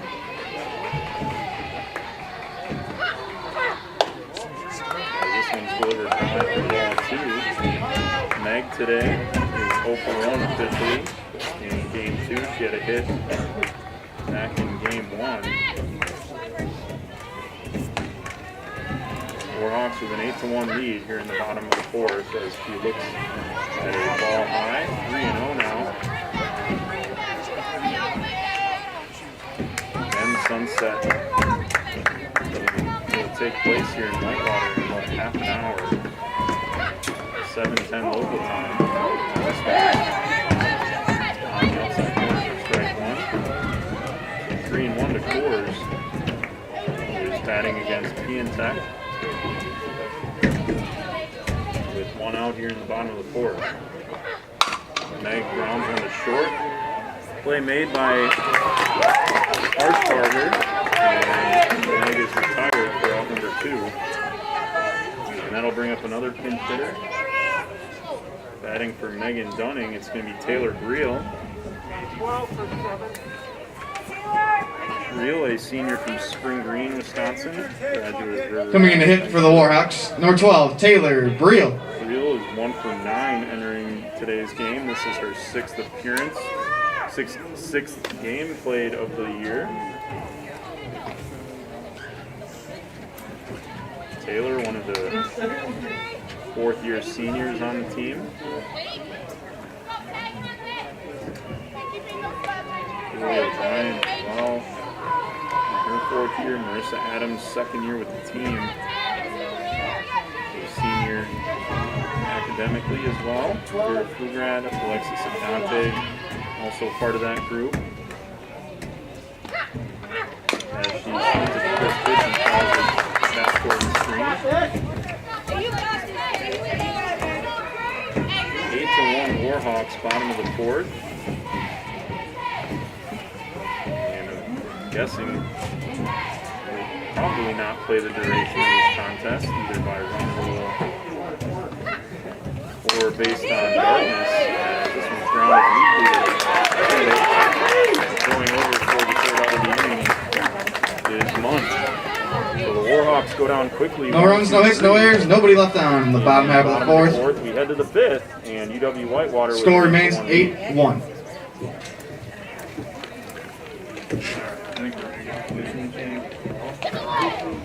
So 18 will go on the flex for 16.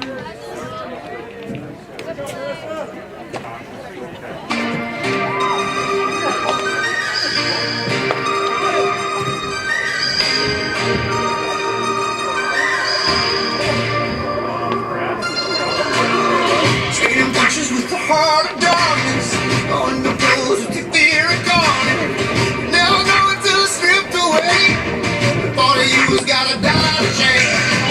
In the morning you gon' need an answer. Ain't nobody gonna change the standard. It's not enough to just feel the flame. You gotta burn your old self away. Hold on tight a little longer. What don't kill you makes you stronger. Get back up, this is a formula.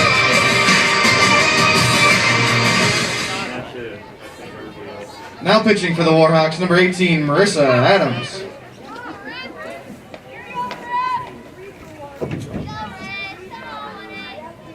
All right, back here in Whitewater, it's 8-1 Warhawks in the top of the 5th, and we've got a new pitcher for the Warhawks. It's number 18, Marissa Adams, who I just alluded to in the previous inning. Marissa is a senior from Leroy, Illinois, transfer to the Warhawk program in 2020. Of course, did not play due to the cancellation of the Leading out for the Pioneers, number 3, Lindsay Roast. Making her 5th appearance of the year, all in relief. She does have a save. 7 innings pitched and 3 strikeouts for the right-hander. She will face a pinch hitter for Carroll. This is Lindsay Roast, a sophomore from Greenville, Wisconsin, and graduate of Portenville High School, city's area.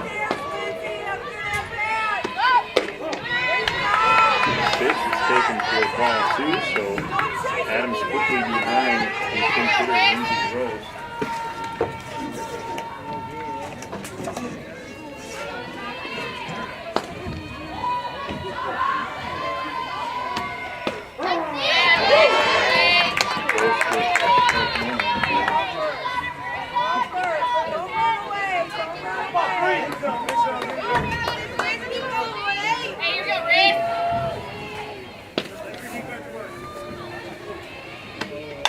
This one slapped to a 3rd. Nice play by Coors to cut it off. Good throw across the diamond. And Roast is out by a half a step. That play was very close as Lindsay Roast, very speedy runner, nearly had an infield hit. But a great play by Coors. And there's one. Now batting, number 2, Lauren Harshberger. And that brings up Lauren Harshberger as we head back to the top of the order. Harshberger 0 for 2 here in game number 2 with a strikeout. Marissa Adams, her 1st inning in relief, delivers a ball, I should say, down low. Daylight is still here in Whitewater, but running low as we head towards sunset. This one's popped into shallow center, and making the play is Noah Dunning. 2 quick outs for Marissa Adams here in the top of the 5th, and that brings up Sierra Gruber. Center fielder is 0 for 2 here in the second contest. And she's meeting briefly with head coach Amy Gradecki from Carroll. Keep it up, kid. Looking good, 1-8. Looking good. The center fielder, Sierra Gruber. As head coach for the Pioneers. Was a softball and basketball player over at UW-Stevens Point, so she does have a connection to the WIAC. Adams delivers strike 1. Pioneers last season, before the cancellation of the year, it was 13-1. Impressive run for the Pioneers prior to the COVID-19 pandemic. Impressive wins last year, beating Wash U and all of its opponents down in Florida. So an impressive run last year. This one popped over to the 3 up and 3 down from Marissa Adams. No runs, no hits, no errors, nobody left on in the top half of the 5th. Of Mallory Holatz. We head to the bottom of the 5th, and UW-Whitewater leads Carroll 8-1.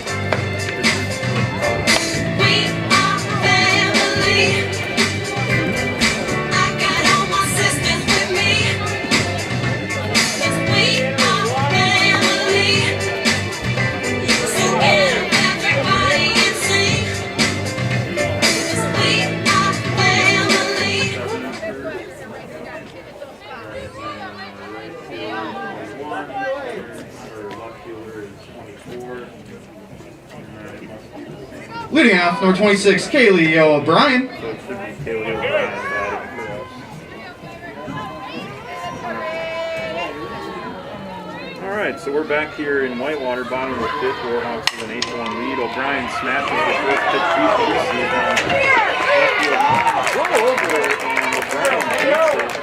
So infield single for Kaylee O'Brien. A tough backhanded play over at third for Spencer. She did knock it down, but O'Brien beating out the throw over across the diamond. So a quick update here. We have a substitution. It's going to be Kendall Platt, a freshman from Killdeer, Illinois, and O'Brien will also leave the game. And pinch running is Brianna Gilbert, a freshman from Lone Rock, Wisconsin. Coming in to run at first base, number 15, Brianna Gilbert. Gilbert running for... Now hitting for the Warhawks, number 24, Kendall Klatt. You got 24 for 21 here. So Gilbert is running for O'Brien, not for Mike. So that should have been 20 was still the pinch hitter, right? Go back to PR and put 28. Just see if the previously the Platt is pinch hitter.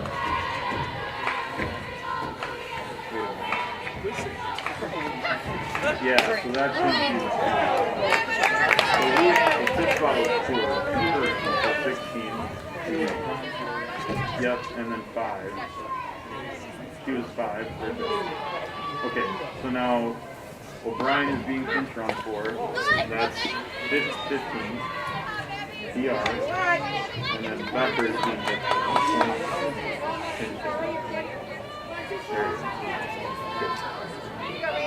Tournament went KV.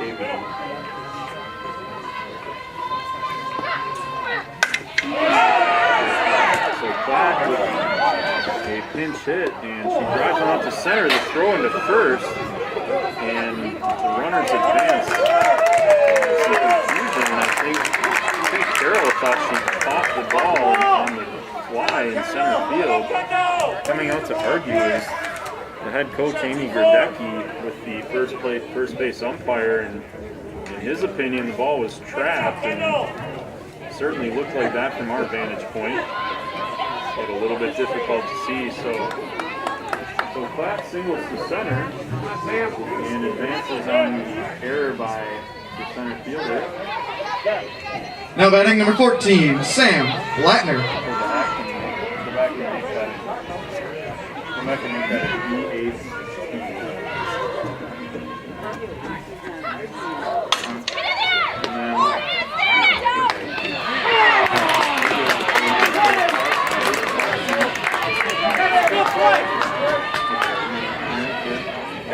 Alright, so then that was a P, enter. We're gonna P right away. P right away, and then, okay, so it's FC. And then advance Platt, 1 base. Now batting number 10, Vera Lugrat. 6-2. There you go. Alright, so updating you on the plays here.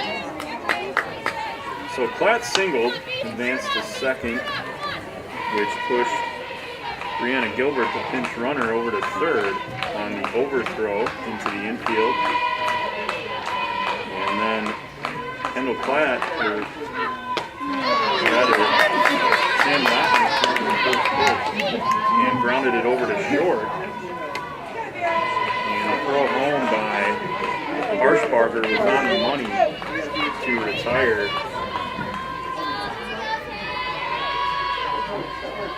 Brianna Gilbert at home. So now here's a wild pitch, and Platt comes in and scores.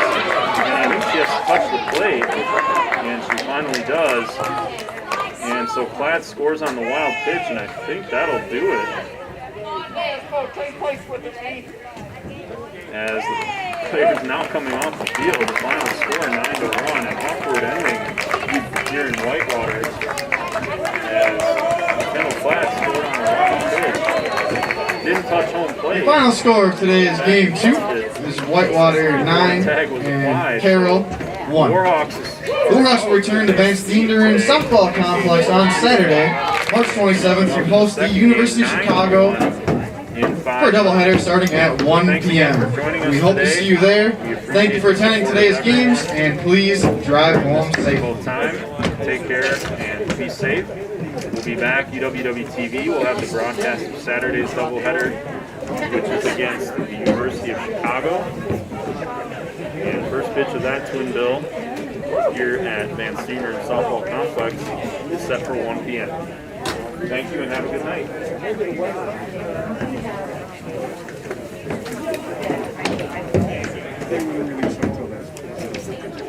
All right.